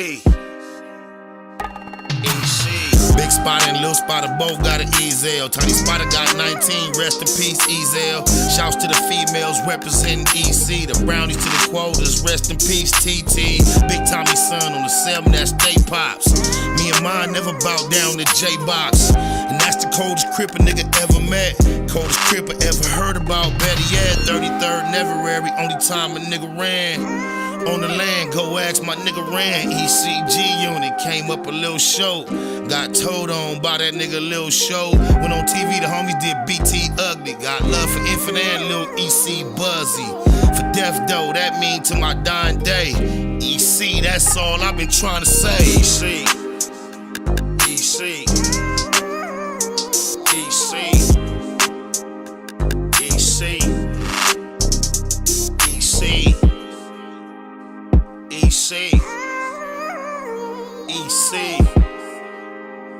EC.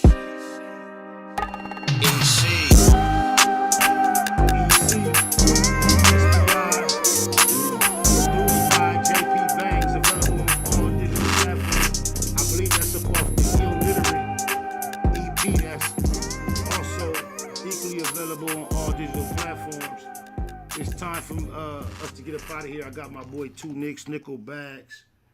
He my brother from another mother of another color. I call him my vanilla nigga or my veneer or my Nia. He's my white counterpart. What it do, 2 Nicks? Appreciate you. Got much love for you. And yeah, like I was saying, it's not enough to identify with the struggle. But to patch me in, to benefit from the privilege would be premier. And that's what we shooting toward. What's happening, brother? Man, that was dope. I just appreciate you letting me put it out there, letting people fucking benefit from it. It's a privilege for us to watch it. So good looking out, bro. Much love, man. Because you already, all three of them. You already extended yourself beyond the perception of normal intention, and then I just become aware of our experience that there might not be a real specific focus goal of where that energy should be directed toward. And it came to me, so I shared it with you. Didn't really plan on saying it once again live, but since I just said it to you off air, much love, brother. Mm-hmm. I think that's the best way it can be articulated. You feel me? You brought me to spit my little thing. This is the one for a nice mid-70s day in Cali. Hey, look, this what we gonna call. This what we gonna call this. Look, hold up. I gotta set up for what you finish. When you finish, I got a record already queued up to play. So this segment is now gonna be entitled "The Last Word." I reserved our whole black box section to y'all. Don't know. He was one of the first or second callers in the queue, and he's been waiting ever since. They often say you say the best for last. This is one of my best friends I've gained throughout the process of this journey. I'm going to say the best for last and allow 2 Nicks to have the last word.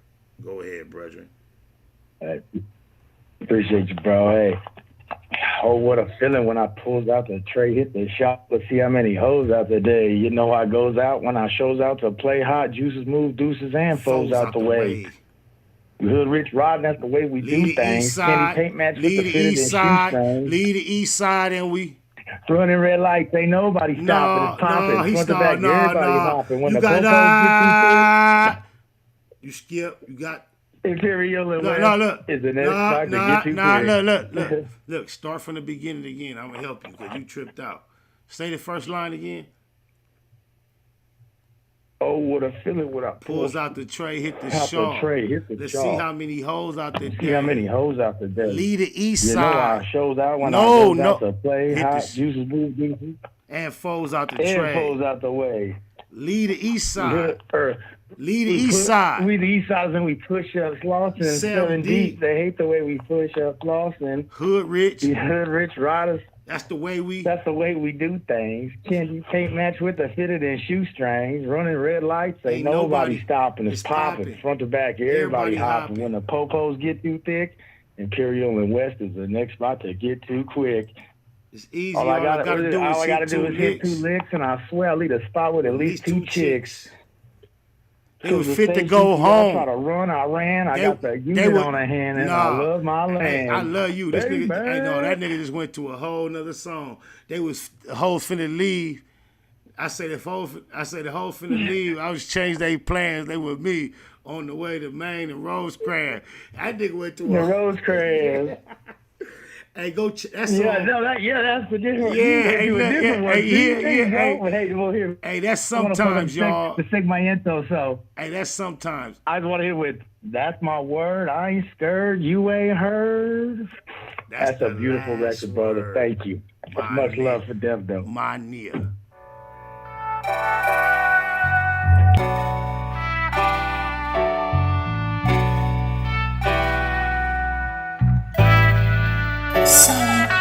This is my Don declaration, define expectations, inspired to aspire to higher elevation. Started at Genesis, read the entire Revelation. Dedication, meditation, and some fire medication. Judge a prophet and a poet, both body reputation. Fanatically practice, perfection requires preparation. I go hard, like this could be the last chance. Romance the spotlight, treat it like the last dance. May I remind, inclined to go overboard over mine. But tonight I'm on this open mic with an open mind. Always try, let it fly, ain't care where it fell. Never say goodbye, but we'll tell her farewell. You ain't heard, I ain't word, I ain't scared. Been through some ups and downs, now I got the last word. Finna clown, now I got the last word. How that sound? Now I got the last word. I ain't word, I ain't scared, you ain't heard. Been through some ups and downs, now I got the last word. Finna clown, now I got the last word. How that sound? Now I got the last word. And just so y'all know for sure that I'm serious, y'all can put this right before the period. She slid the digits, I hit her with a digi-card. She came to visit, hit it hard by the mini bar. I made her roar like the engine in my Hemi car. Way before she came to listen to my seminar. Every time I'm done, she always want more. Keep a contour in her back for the encore.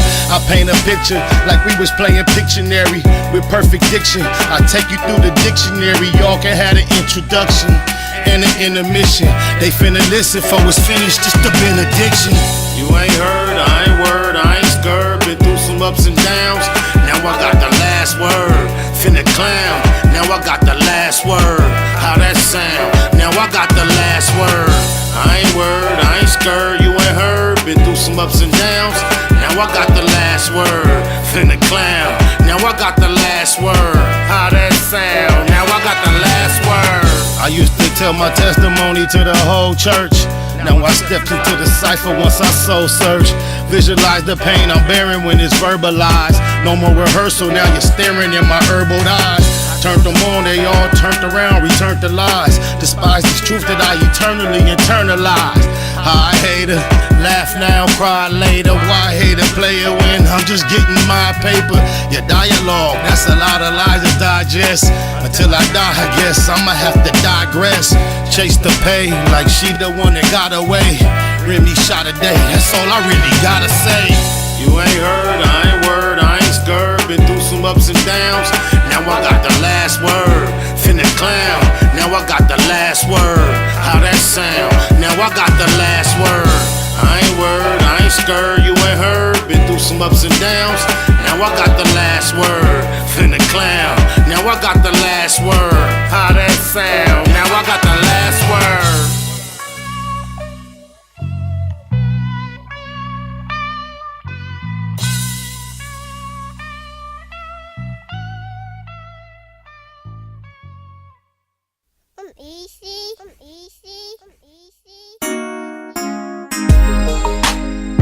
Baymax, G-West, get money, y'all. For death, though, we do.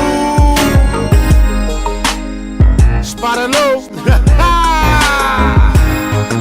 The West kept spinning the world wide web on these big low late. Don't take her on no date. In the 08, tryna see if she got paper to donate. I'm so hard to locate, that's what the hoe hate. But I'm so great in bed, baby, daddy gotta rotate. Just fucked off 10 G's, but it ain't that important. If I ain't had to go to court, I would've made that this morning. Matter of fact, get paid more than that for performing one song. My dough long, cause I rap my records. Deserve a Rico, commit actual acts of extorting. Place the wholesale order and jack the jet for the Jordans. In New York, in the projects, chilling in the back of the buildings, where I chop with the hood heads and chat with the children. I'm young and I'm rich, I'm black and I'm brilliant. On track for the trillions, to be stacked to the ceiling. Until then, I spend thousands and mash for the millions. Get cash for the killing, got it bad for the billions. Been places that I never thought, but ain't one place too far from you. Ain't been one place too far from you. Way across the Atlantic, just right there when I'm landing. It ain't one place too far from you.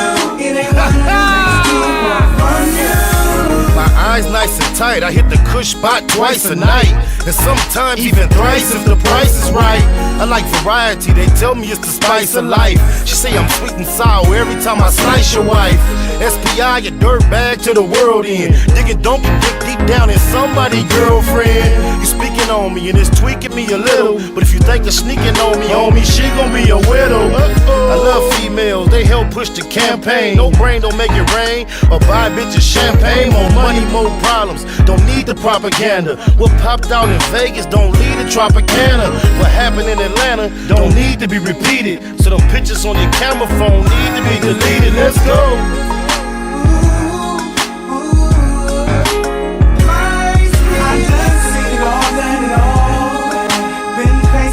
Never thought, but ain't one place too far from you. Ain't been one place too far from you. Way across the Atlantic, just right there where I'm landing. It ain't one place too far from you. It ain't one place too far from you. I don't know Neo, but I know Eno. Me, him, and Hero with 10 hoes in Rio. Went hard for the ESO, I squad with the CO. No 6 deuce chemo and showline ego. I can't say I put in a gang of work with Deco, but me and Cuz for sure them pass for a keto. I spent some time on the grind with the Rezo. 24 months just to end up with zero. Even with a belt on, the khaki still below. I'm a head honcho, I used to flow with Nebo, but he chose to told on Lil Man and Bezo. Had to let him go right after we met Sebo. From California where the most gorgeous green grow. I'm loony as O-Dog and nutty as Nino. All spots covered from Domino's to CeeLo. For Death Doe, the Lamo to Aliso. Been places that I never thought, but ain't one place too far from you. Ain't been one place too far from you. Way across the Atlantic, just right there where I'm landing. It ain't one place too far from you. It ain't one place too far from you.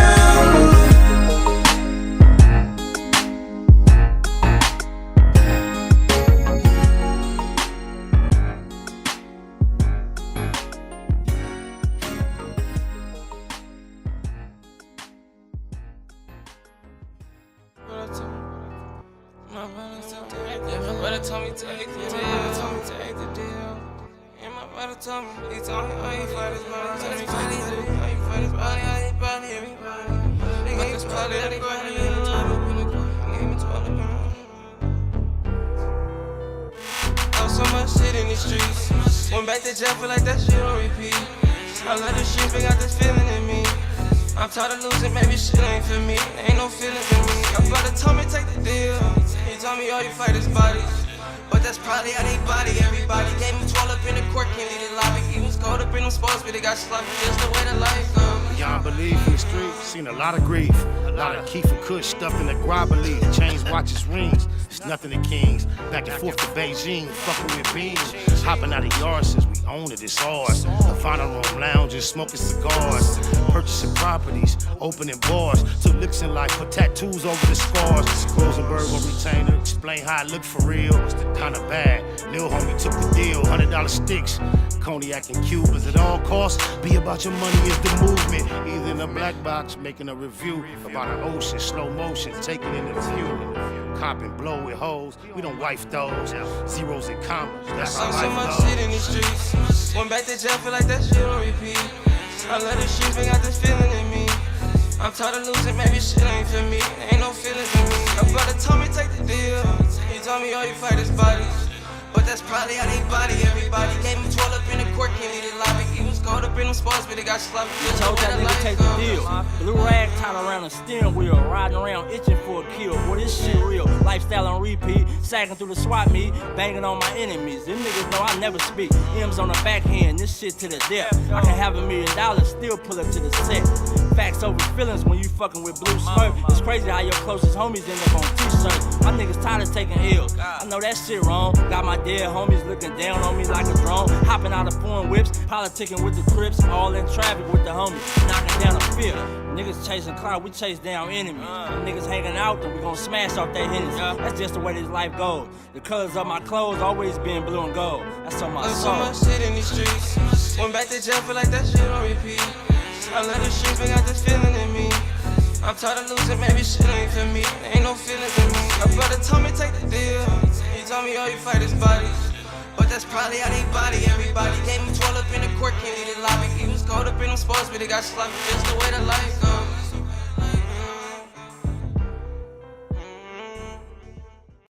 Snakewood Net Hustle. Big shout out to my nigga SPI, Spotter Low. You know I'm in the black box, had to come through, tap in, show love one time. Yeah, y'all make sure y'all subscribe. Stay tuned, all that.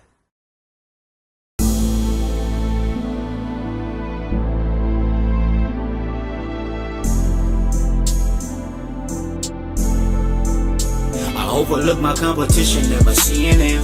I done trained my mind that I'm going. You could tell by how I walk, talk, I'm a boss. A east side millionaire, homie, what you thought? My life is a movie. SPI Can't get close to me. They mad cause they can't be. Everything that they wanna be. Yeah.